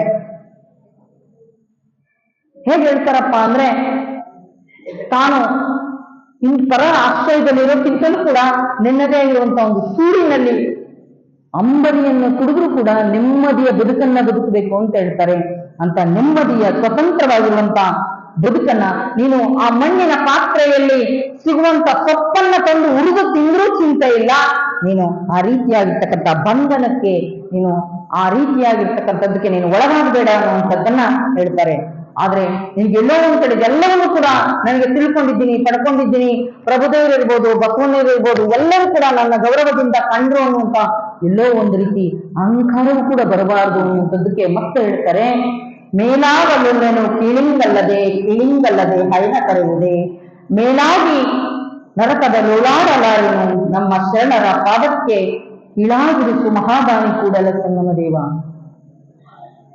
ಈಗ ನಾನು ಹಾಲು ಕರಿಬೇಕು ಅಂದ್ರೆ ದುಗ್ಗದ ಮೇಲೆ ಕುಂತ್ರೆ ಕರೆದ್ರೆ ಅದು ಹಾಲು ಕೊಡಂಗಿಲ್ಲ, ಬೆನ್ನ ಮೇಲೆ ಕುಂತ್ರೆ ಅದು ಹಾಲು ಕೊಡಂಗಿಲ್ಲ. ಆದ್ರೆ ಕಾಲತ್ರ ಕುಂತು ನಾನು ಕರಿದ್ರೆ ಮಾತ್ರ ಅದು ಹಾಲು ಯಾಕೆ ಕೊಡ್ತದೋ. ಏನೆಲ್ಲ ಪಡ್ಕೊಂಡಿದ್ದೀನಿ ಅಂದ್ರೂ ಕೂಡ ಶರಣ ಹಲವಾರು ರೀತಿಯಾಗಿರ್ತಕ್ಕಂಥ ಸಾಧನೆಯ ಹಂತವನ್ನ ಹೇಳಿದಾಗ ಷಟ್ಸ್ಥಲದಲ್ಲಿ ಭಕ್ತ, ಮಹೇಶ, ಪ್ರಸಾದಿ, ಪ್ರಾಣಲಿಂಗಿ, ಶರಣ ಐಕ್ಯ ಸ್ಥಳಕ್ಕೆ ಹೋದಂತ ವ್ಯಕ್ತಿ ಕೂಡ, ಸಾಧಕರು ಕೂಡ, ತಪಸ್ವಿ ಯೋಗಿಯೂ ಕೂಡ ಭಕ್ತ ಸ್ಥಳದಲ್ಲೇ ಕುಂತು ಶಿವಯೋಗ ಸಾಧನೆಯನ್ನು ಮಾಡಬೇಕು. ಅದಕ್ಕೋಸ್ಕರವಾಗಿ ಎಂಥದೇ ಸಂದರ್ಭ ಬಂದ್ರೂ ಕೂಡ ಏನೆಲ್ಲ ಇದ್ರೂ ಕೂಡ ಕಿಂಕರತ್ವದಿಂದ ಶಂಕರತ್ವಕ್ಕೆ ಹೇರಬೇಕು ಅನ್ನುವಂತ ಮಾತನ್ನ ಹೇಳ್ತಾರೆ ಅನ್ನುವಂಥದ್ದು. ಆ ಹೇರಿದಾಗ ಪರಮಾತ್ಮನಿಗೆ ಬೇಕಾಗುವಂತಹ ವಸ್ತುವಾಕ್ಯ ಅನ್ನುವಂಥದ್ದಕ್ಕೆ ಮತ್ತೆ ಹೇಳ್ತಾರೆ. ಭಕ್ತಿ ಎಂಬ ಪೃಥ್ವಿಯ ಮೇಲೆ ಗುರುವೆಂಬ ಬೀಜವನ್ನು ಕರೆಸಿ ಲಿಂಗವೆಂಬ ಎಲೆಯಾಯಿತು, ಲಿಂಗವೆಂಬ ಎಲೆಯ ಮೇಲೆ ವಿಚಾರವೆಂಬ ಹೂವಾಯಿತು, ಆಚಾರವೆಂಬ ಕಾಯಾಯಿತು, ನಿಷ್ಪತ್ತಿ ಎಂಬ ಹಣ್ಣಾಯಿತು, ನಿಷ್ಪತ್ತಿ ಎಂಬ ಹಣ್ಣು ತಾನು ತೊಟ್ಟು ಬಿಟ್ಟು ಕಳಚಿ ಬೀಳುವಲ್ಲಿ ಕೂಡಲ ಸಂಗಮ ದೇವ ತನಗೆ ಬೇಕೆಂದು ಎತ್ತಿಕೊಂಡ. ಭಗವಂತ ನಾನು ಅಂತ ಭಕ್ತಿ ಎನ್ನುವಂತ ಈ ಪೃಥ್ವಿಯ ಮೇಲೆ ಗುರುವೆನ್ನುವಂತ ಬೀಜವನ್ನು ಉಂಕರಿಸಿ ಲಿಂಗವೆಂಬ ಎಲೆಯ ಮೇಲೆ ನಾನು ವಿಚಾರವೆಂಬ ಹೂವು ಬಿಡ್ತದೆ, ಆಚಾರವೆಂಬ ಕಾಯಾಗ್ತದೆ. ನನ್ನ ಆಚರಣೆಯಿಂದ ಮುಖಾಂತರವಾಗಿ ಕಾಯ, ತನು, ಶರೀರ ಸದೃಢವಾಗ್ತದೆ. ನಿಷ್ಪತ್ತಿ ಎಂಬ ಜ್ಞಾನದಿಂದ ಪರಿಪಕ್ವವಾಗ್ತದೆ ಎನ್ನುವಂಥದ್ದು.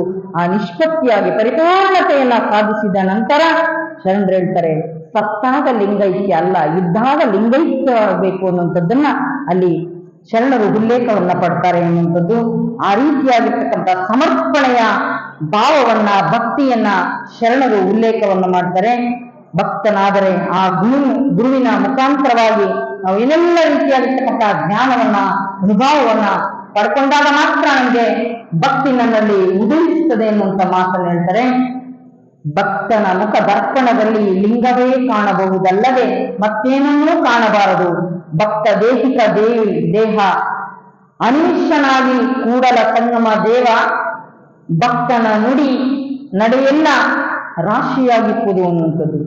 ಭಕ್ತನ ಮುಖದರ್ಪಣದಲ್ಲಿಯೇ ಕೂಡ ಆ ಲಿಂಗವನ್ನ ಕಾಣಬೇಕು ಅನ್ನುವಂಥದ್ದು. ಅದಕ್ಕೆ ಶರಣ ಆಗಿರ್ತಕ್ಕಂಥವ್ರು ಬಸವಣ್ಣನವರು ಆ ರೀತಿಯಾಗಿರ್ತಕ್ಕಂಥ ಭಾವವನ್ನ ಅಳವಡಿಸ್ಕೊಂಡಿದ್ರು ಅನ್ನೋದಕ್ಕೆ ಒಂದು ನಿದರ್ಶನ.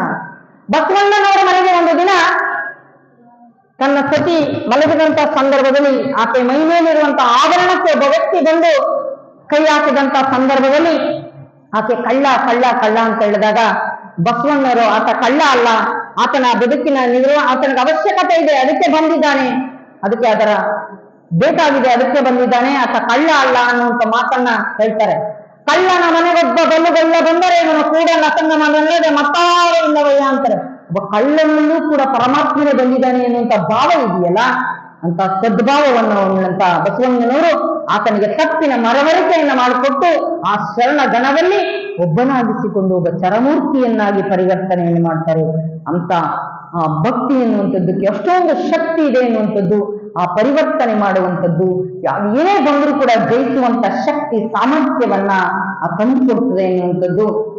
ಹಾಗೆ ಅದ್ವೈತವ ನುಡಿದು ಅಹಂಕಾರಿಯಾದನೆಯ, ಬ್ರಹ್ಮವ ನುಡಿದು ಭ್ರಮಿತನಾದನೆಯ, ಶೂನ್ಯವ ನುಡಿದು ಸುಖ ದುಃಖಕ್ಕೆ ಗಿರಿಯಾದನೆಯ, ಈಶ್ವರ ನಿಮ್ಮ ಶರಣರ ಸಂಗನ ಬಸವಣ್ಣನ ಸಾನ್ನಿಧ್ಯಕ್ಕೆ ನಾನು ಸದ್ಭಕ್ತನಾದೆ. ಪ್ರಭುದೇವರು ಹೇಳ್ತಾರೆ, ನಾನು ಎರಡು ಅಂತ ಹೇಳಿ ಅಹಂಕಾರದಿಂದ ನಾನು ವರ್ತಿಸಿದ್ರೆ ಅದು ಇಲ್ಲ. ನಾನು ಬ್ರಹ್ಮ ಅನ್ನುವಂಥದ್ದನ್ನ ನಾನು ಇನ್ನೇನೋ ಅನ್ಕೊಂಡಿದ್ದೆ, ನಾನು ಭ್ರಮೆಗೆ ಒಳಗಾಗಿದ್ದೆ. ಶೂನ್ಯವನ್ನ ನುಡಿದು ಆ ಶೂನ್ಯ ತತ್ವ ಅಂತ ಹೇಳಿ ನಾನು ಇನ್ನೇನೋ ಅನ್ಕೊಂಡಿದ್ದೆ, ನಾನು ಸುಖ ದುಃಖಕ್ಕೆ ನಾನು ಗುರಿಯಾದೆ.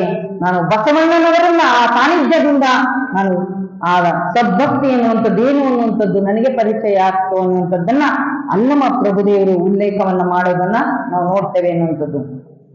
ಹಾಗೆ ಅಕ್ಕ ಇಡೀ ಅನುಭವ ಮಂಟಪದ ಕರುಣೆಯ ಕಂದ ಆಗಿದ್ರು ಅನ್ನುವಂಥದ್ದು. ಅಕ್ಕನಿಗೆ ಬಸವಣ್ಣನವರ ಆ ಮಹಾಮನೆಯಲ್ಲಿ ಅಕ್ಕ ಅಲ್ಲಿಂದ ಬಂದಂತ ಸಂದರ್ಭದಲ್ಲಿ ಆಕೆ ಎಲ್ಲ ರೀತಿಯಾಗಿರ್ತಕ್ಕಂಥ ಪ್ರೀತಿ ವಾತ್ಸಲ್ಯದಿಂದ, ತನ್ನ ತಾಯಿಯ ಪ್ರೀತಿ, ತನ್ನ ಬಂಧು ಬಳಗದವರ ಪ್ರೀತಿ ವಾತ್ಸಲ್ಯ ಮಮತೆ ಏನ್ ಸಿಗಬೇಕಾಗಿತ್ತೋ ಅದೆಲ್ಲವೂ ಕೂಡ ಕಲ್ಯಾಣದಲ್ಲಿ ಅಕ್ಕನಿಗೆ ಸಿಗ್ತದೆ ಎನ್ನುವಂಥದ್ದು. ಹಾಗೆ ಚನ್ನಬಸವಣ್ಣವರು ಕೂಡ ಅಕ್ಕನ ಬಗ್ಗೆ ಬಹಳ ಸೊಗಸಾಗಿ ಹೇಳ್ತಾರೆ. ಅಕ್ಕನೂ ಕೂಡ ಬಹಳ ಚೆನ್ನಾಗಿ ಆ ಚನ್ನಬಸವಣ್ಣನವರಿಗೆ ಕೃತಜ್ಞತೆ ಭಾವದಿಂದ ವ್ಯಕ್ತಪಡಿಸ್ತಕ್ಕಂಥದ್ದನ್ನ ನಾವು ನೋಡ್ತೇವೆ. ಬಸವಣ್ಣ ಎನ್ನ ಸದ್ಭಕ್ತಿ ನಿಮ್ಮ ಧರ್ಮ, ಎನ್ನ ಜ್ಞಾನ ಪ್ರಭುದೇವರ ಧರ್ಮ, ಎನ್ನ ಪರಿಣಾಮ ಚನ್ನಬಸವಣ್ಣನವರ ಧರ್ಮ. ಈ ಮೂರು ಒಂದೊಂದು ಕೊಟ್ಟಿರನ್ನ ಮೂರು ಭಾವವಾಗಿತ್ತು. ಆ ಮೂರು ನಿಮ್ಮೊಳಗೆ ಸಮರ್ಪಿಸಿದ ಬಳಿಕ ನಿನಗಾವ ಜಡವಿಲ್ಲ. ಚನ್ನಮಲ್ಲಿಕಾರ್ಜುನ ದೇವರ ನೆನಪಿನಲ್ಲಿ ನಿಮ್ಮ ಕರುಣದ ಶಿಶುವಾನು ಕಾಣ ಸಂಗನ ಬಸವಣ್ಣ. ನಾನು ಇದೆಲ್ಲವನ್ನು ಕೂಡ ಭಕ್ತಿ, ಜ್ಞಾನ, ಈ ವೈರಾಗ್ಯ ಅನ್ನುವಂಥದ್ದು ಏನ್ ಪಡ್ಕೊಂಡಿದ್ದೇನೋ ಆ ಎಲ್ಲ ಧರ್ಮವನ್ನ, ಅನುಭವ, ಆ ಜ್ಞಾನವನ್ನ, ಈ ಮೂರನ್ನು ಏನ್ ಪಡ್ಕೊಂಡಿದ್ದೇನೋ ಈ ಪಡ್ಕೊಂಡ್ಮೇಲೆ ನಾನು ಜಡವಾಗಿದ್ದೆ, ಆ ಪಡ್ಕೊಂಡ್ಮೇಲೆ ನಾನು ಚೇತನವಾಗಿದ್ದೇನೆ ಅನ್ನುವಂಥ ಭಾವವನ್ನ ವ್ಯಕ್ತಪಡಿಸ್ತಾರೆ. ಇದೆಲ್ಲವನ್ನು ಪಡ್ಕೊಂಡು ಆ ನೆನಪಿನಲ್ಲಿ ನಿಮ್ಮ ಕರುಣೆಯ ಕಂದ ನಾನು ಅನ್ನುವಂಥದ್ದು.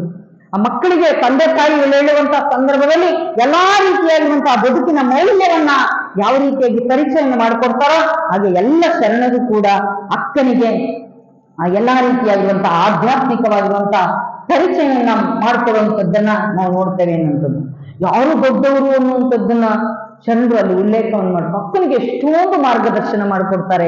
ಅಕ್ಕನಿಗೆ ಇದೆಲ್ಲವನ್ನು ಕೂಡ ಹೇಳಿದಾಗ ಅಕ್ಕ ಯಾವರ ಭಯವಿಲ್ಲದೆ ನಿರ್ಭಯವಾಗಿ ಇರೋದಕ್ಕೆ ಇವರ ಮಾರ್ಗದರ್ಶನ, ಇವರ ವಾಣಿ, ಇವರ ಭಕ್ತಿಯ ಮಾರ್ಗದರ್ಶನವೇ ಅಕ್ಕನಿಗೆ ಇದೆಲ್ಲವನ್ನು ಕೂಡ ಸ್ಫೂರ್ತಿಯನ್ನ ತಂದುಕೊಡ್ತೇನೋ ಅನ್ನುವಂಥ ರೀತಿಯಲ್ಲಿ ವ್ಯಕ್ತವಾಗ್ತದೆ ಅನ್ನುವಂಥದ್ದು. ಹಾಗೆ ಅಜಕೋಟಿ ವರ್ಷದವರೆಲ್ಲರೂ ಹಿರಿಯರೇ, ಉತ್ತೇರಿ ಬೆತ್ತ ಬೆಳೆದ ತಪಸ್ವಿಗಳೆಲ್ಲ ಹಿರಿಯರೇ, ನಡು ಮುರಿದು ಗುಡುಗೇರಿ ತಲೆ ನಡುಗಿ ನೆರೆ ತೆರೆ ಹೆಚ್ಚಿ ಮತಿಗೆಟ್ಟು ಒಂದ ನಾಡ ಹೋಗಿ ಒಂಬತ್ತ ನಾಡುವ ಅಜ್ಞಾನಿಗಳೆಲ್ಲ ಹಿರಿಯರೇ, ಅನುವ ನರಿತು ಘನವ ಬೆರೆಸಿ ಇರಿದು ತಿರಿವೆಂಬ ಭೇದವ ಮರೆದು ಕೂಡಲ ಚನ್ನ ಸಂಗೈನಲ್ಲಿ ಬೆರೆಸಿ ಬೇರೆಲ್ಲ ಬಿಪ್ಪ ಹಿರಿತನಕ್ಕೆ ನಾನು ಮಹಾದೇವಿ ಅಕ್ಕಂಗೆ ನಾನು ಶರಣವನ್ನು ಮಾಡ್ತೇನೆ ಅನ್ನುವಂಥ ಮಾತನ್ನ ಚನ್ನಬಸವಣ್ಣವರು ಹೇಳ್ತಾರೆ. ಯಾರು ದೊಡ್ಡವರು? ನಾವು ಬಹಳ ಹಿರಿಯರು, ಆದ್ಯರು, ಬಹಳ ತಿಳ್ಕೊಂಡಿರೋರು, ತುಂಬಾ ವರ್ಷದ ಹಳೆದರು ಅಂತೇಳಿ ಅವರು ಹಿರಿಯರೇ ಅಂತ ಅಂದ್ರೆ ಆ ಜ್ಞಾನ ಅನುಭವವನ್ನ ಪಡ್ಕೊಂಡಿರೋರು ಹಿರಿಯರು ಅನ್ನುವಂತ ಮಾತಾಡ್ತಾರೆ. ಹಾಗೆ ನಾನು ಬೆಟ್ಟ ಗುಡ್ಡದಲ್ಲಿ ತಪಸ್ಸನ್ನ ಮಾಡಿ ಎಲ್ಲ ಸಾಧನೆಯ ಸ್ಥಿತಿ ಪಡ್ಕೊಂಡಿದ್ದೀನಿ ಅಂತ ಅವ್ರಿಗೇನಾದ್ರು ಹಿರಿಯರು ಅಂತಾರೆ ಅಂತ ಕೇಳಿದ್ರೆ ಅದು ಅಲ್ಲ ಅಂತಾರೆ ಚನ್ನಬಸವಣ್ಣ. ಹಾಗೆ ತುಂಬ ವಯಸ್ಸೋಗಿ ಇಡೀ ದೇಹವೇ ಮೆಚ್ಚನ್ನ ಆವರಿಸಿದೆ, ವಯಸ್ಸಿನಿಂದ ಮಾಡಿದ ಬದುಕನ್ನ ಬದುಕಿದ್ದೀನಿ ಅಂತ ಹೇಳಿದ್ರೆ ಅವರೇನಾದ್ರು ವಯಸ್ಸಿನಿಂದ ಹಿರಿಯರೇ ಅಂತ ಕೇಳಿದ್ರೆ ಅವರು ಅಲ್ಲ ಅನ್ನೋಂತ ಮಾತಾಡ್ತಾರೆ. ಅದಕ್ಕೆ ಚನ್ನಬಸವಣ್ಣ ಹೇಳ್ತಾರೆ, ಯಾರು ಕೂಡ ಹಿರಿಯರಲ್ಲ. ಹಿರಿತನ ಅನ್ನುವಂಥದ್ದು ಹೇಗಿರ್ಬೇಕು ಅನ್ನುವಂಥದ್ದು ಯಾವುದೇ ಭೇದವನ್ನ ಅರಿಸಲಾರದೆ ಕಿಂಕರನಾಗಿ ಇದ್ದಾಗ ಆ ಭಕ್ತಿಯನ್ನ ಯಾರು ವಯಸ್ಸಿಗೆ ಆ ಜ್ಞಾನಕ್ಕೆ ಹಿರಿದು ತಿರುವೆನ್ನುವಂತ ವಯಸ್ಸಿಲ್ಲ ಅನ್ನುವಂಥದ್ದು. ಅದಕ್ಕೆ ಅನುಭವ ಮಂಟಪದಲ್ಲಿ ಜೇಡರ ದಾಸಿಮಯ್ಯನಂತ ಹಿರಿಯ ಅನುಭಾವಿಯಾಗಿರುವಂತವ್ರು ಇದ್ರೂ ಕೂಡ 8 ವರ್ಷದ ಶಿರಸ್ಥಲ ಚಕ್ರವರ್ತಿ ಚನ್ನಬಸವಣ್ಣನವರಿಗೆ ಜೇಡರ ದಾಸಿಮಯ್ಯನವರಿಗೆ ಕೊಟ್ಟಂತ ಗೌರವವನ್ನ, ಮಾನ್ಯತೆಯನ್ನ, ಸ್ಥಾನಮಾನವನ್ನ ಕೊಟ್ಟಿದ್ರು ಅಂದ್ರೆ ವ್ಯಕ್ತಿಗಲ್ಲ, ಶರೀರಕ್ಕಲ್ಲ, ಆ ವ್ಯಕ್ತಿಯಲ್ಲಿರ್ತಕ್ಕಂಥ ವ್ಯಕ್ತಿತ್ವಕ್ಕೆ, ಜ್ಞಾನಕ್ಕೆ, ಅನುಭವಕ್ಕೆ ಅನ್ನುವಂಥದ್ದನ್ನ ನಾವು ನೋಡ್ತೇವೆ ಅನ್ನುವಂಥದ್ದು. ಅಂತ ಅಕ್ಕನಿಗೆ ಆ ರೀತಿಯಾಗಿರ್ತಕ್ಕಂಥ ಎಲ್ಲಾ ರೀತಿಯಾಗಿರ್ತಕ್ಕಂಥ ಜ್ಞಾನವನ್ನ ಅನುಭವವನ್ನ ಎಡೆ ಮಾಡ್ತಾರೆ. ಅಕ್ಕ ಹೇಳ್ತಾರೆ, ನಾನು ಹೇಗಿದ್ದೀನಿ ಎನ್ನುವಂಥದ್ದನ್ನ. ತನುಗುಣ ನಾಸ್ತಿಯಾಗಿ ಲಿಂಗ ಸಂಗಿಯಾದಳು, ಮನಗುಣ ನಾಸ್ತಿಯಾಗಿ ಅರಿವು ಸಂಗಿಯಾದಳು, ಭಾವಗುಣ ನಾಸ್ತಿಯಾಗಿ ಮಹಾಪ್ರಭೆ ತಾನಾದರು. ತಾನಾರೆಂದರಿದು ಎರಡರಿದು ನಮ್ಮ ಗುಣೇಶ್ವರ ಲಿಂಗಕ್ಕೆ ಸ್ವಯಲಿಂಗವಾದ ಮಹಾದೇವಿ ಅಕ್ಕನ ನಿಲುವಿಗೆ ಶರಣು ಅನ್ನುವಂಥದ್ದು. ಪ್ರಭುದೇವರು ಎಲ್ಲವನ್ನು ಕೂಡ ಅಕ್ಕನ ಜ್ಞಾನವನ್ನ ಅನುಭವವನ್ನೆಲ್ಲವನ್ನು ಕೂಡ ನೋಡಿ ಪ್ರಭುದೇವರು ಹೇಳ್ತಾರೆ, ತನುಗುಣ ನಾಸ್ತಿಯಾಗಿ ನೀನು ಲಿಂಗ ಸಂಧಿಯಾಗಿದ್ದೀಯ ಮಗಳೇ, ಮನದ ಗುಣವನ್ನ ಕಳ್ಕೊಂಡು ನೀನು ಅರಿವಿನ ಸಂಗಮವಾಗಿದ್ದೀಯಾ, ಭಾವಗುಣವನ್ನ ಅಳ್ಕೊಂಡು ಮಹಾಪ್ರಭೆಯೇ ನೀನಾಗಿದ್ದೀಯಾ. ಆ ತಾನಿಂದ ಎರಡನ್ನು ಹರಿದು ಆ ಗುಹೇಶ್ವರ ಲಿಂಗದಲ್ಲಿ ನೀ ಸ್ವಯಲಿಂಗ ಆಗಿದೆಯಾ. ಮಹಾದೇವಿ ಅಕ್ಕ ನಿನ್ನ ನಿಲುವಿಗೆ ಶರಣು ಅನ್ನುವಂತ ಮಾತನ್ನ ಅಲ್ಲಮ ಪ್ರಭುದೇವರು ಹೇಳಬೇಕಾರೆ ಅಕ್ಕನ ನಿಲುವು ಎಂತದ್ದಾಗಿರ್ಬೋದು ಅನ್ನೋದು. ಅದಕ್ಕೆ ಅಕ್ಕನ ಆ ವಚನ ಇದೆಯಲ್ಲ, ಅದು ಎಂತ ಮೌಲ್ಯಯುತವಾಗಿರ್ತಕ್ಕಂಥ ಆ ಜ್ಞಾನವನ್ನು ಸಂಪತ್ತು ಅನ್ನುವಂಥದ್ದನ್ನ ಚಂದ್ರಪ್ಪನವರು ಬಹಳ ಸೊಗಸಾಗಿ ಪ್ರತಿಪಾದಿಸ್ತಕ್ಕಂಥದ್ದನ್ನ ನಾವು ನೋಡ್ತೇವೆ. ಅಕ್ಕನ ವಚನಕ್ಕೆ ಎಷ್ಟೊಂದು ಮೌಲ್ಯ ಇದೆ ಎನ್ನುವಂಥದ್ದನ್ನ ಅವರು ಹೊರಹೆಚ್ಚಿ ನೋಡುವಂಥದ್ದು. ಆದ್ಯರ 60 ವಚನಕ್ಕೆ ಢಣ್ಣಾಯಕರ 20 ವಚನ, ಢಣ್ಣಾಯಕರ 20 ವಚನಕ್ಕೆ ಪ್ರಭುದೇವರ 10 ವಚನ, ಪ್ರಭುದೇವರ 10 ವಚನಕ್ಕೆ ಅಜಗಣ್ಣನ 5 ವಚನ, ಅಜಗಣ್ಣನ 5 ವಚನಕ್ಕೆ ಕೂಡಲ ತನ್ನ ಸಂಗಯ್ಯನಲ್ಲಿ ಮಹಾದೇವಿ ಅಕ್ಕನ 1 ವಚನ ನಿರ್ವಹಣಾ ವಚನ, 1 ವಚನ ನಿರ್ವಹಣ ಅನ್ನುವಂಥದ್ದನ್ನ ಹೇಳ್ತಾರೆ ಅನ್ನುವಂಥದ್ದು. ಹೀಗೆ ಅಕ್ಕ ಹಲವಾರು ರೀತಿಯಾಗಿರ್ತಕ್ಕಂಥ ಆ ಕರುಣದ ಕಂದನಾಗಿ ಆ ಜ್ಞಾನದ ಅನುಭವವನ್ನ ಭಕ್ತಿ ಯೋಗದ ಮಾರ್ಗದ ಮುಖಾಂತರವಾಗಿ ಅಕ್ಕ ಹಲವಾರು ರೀತಿಯಾಗಿರ್ತಕ್ಕಂಥ ಜ್ಞಾನವನ್ನ ಅನುಭವವನ್ನ ಪಡ್ಕೊಂಡು ಈಗ ಶ್ರೀಗಿರಿಯತ್ತ ಸಾಗುವಂತದ್ದನ್ನ ನಾವು ನಾಳೆ ನೋಡೋಣ ಅನ್ನುವಂತ ವಿಚಾರವನ್ನ ಇಲ್ಲಿ ವ್ಯಕ್ತಪಡಿಸ್ತಾ, ಅಕ್ಕನ ಬದುಕು ಜೀವನ, ಅಕ್ಕನ ಬದುಕು ಆ ಭಕ್ತಿ ಆ ನಿಷ್ಠೆ ನಮ್ಮೆಲ್ಲರಲ್ಲೂ ಕೂಡ ಅಳವಡ್ಲಿ ಎನ್ನುವಂತ ವಿಚಾರವನ್ನ ಇಲ್ಲಿ ವ್ಯಕ್ತಪಡಿಸ್ತಾ, ಒಂದೊಂದು ದಿನ ನೀವೆಲ್ಲರೂ ಕೂಡ ಕಾಯಕ ಜೀವಿಗಳು, ದಾಸೋಹ ಪ್ರೇಮಿಗಳು ಇದ್ದೀರಾ. ನೀವೆಲ್ಲರೂ ಕೂಡ ಇಡೀ ಶರಣ ಸಂಕುಲಕ್ಕೆ ಶರಣರಿಗೆ ಹೇಗೆ 12ನೇ ಶತಮಾನದಲ್ಲಿ ಬಸವಾದೀಶ್ವರ ಶರಣರು ಮಹಾಮನೆಯಲ್ಲಿ ಹೇಗೆ ಕಾಯಕವನ್ನ ಮಾಡಿ ದಾಸೋಹದ ಮುಖಾಂತರವಾಗಿ ಸಂತೃಪ್ತಿಯನ್ನ ಪಡಿಸಿದ್ರೋ, ಹಾಗೆ ನಮ್ಮ ಜೈರಾಬಾದಿನ ಎಲ್ಲ ಸದ್ಭಕ್ತರು ಕೂಡ ತನ್ನ ಕಾಯಕವನ್ನ ಮಾಡಿ ಗುರುಲಿಂಗ ಜಂಗಮಕ್ಕೆ ನೀವು ಸಂತೃಪ್ತಿಯನ್ನ ಪಡಿಸಿದ್ದೀರಾ. ನಿಮ್ಮೆಲ್ಲರ ಮನೆ ಮತ್ತು ಮನ ಬೆಳಕಾಗ್ಲಿ, ನಿಮ್ಮೆಲ್ಲರ ಬದುಕು ಬಹಳ ಹಸನಾಗ್ಲಿ, ಅಕ್ಕನ ಆ ಭಕ್ತಿ ಜ್ಞಾನ ವೈರಾಗ್ಯ ನಮ್ಮೆಲ್ಲರ ಬದುಕಿನಲ್ಲಿ ಅದು ಸ್ಫುರಿಸಲಿ ಅಂತೇಳಿ ಆಶಿಸಿ ನನ್ನ 2 ವಾಕ್ಪುಷ್ಪಗಳನ್ನ ಅಕ್ಕನ ಶ್ರೀಚರಣಕ್ಕೆ ಅರ್ಪಿಸ್ತೇನೆ. ತಮ್ಮೆಲ್ಲರಿಗೂ ಭಕ್ತಿಯ ಶರಣಾರ್ಥಿ.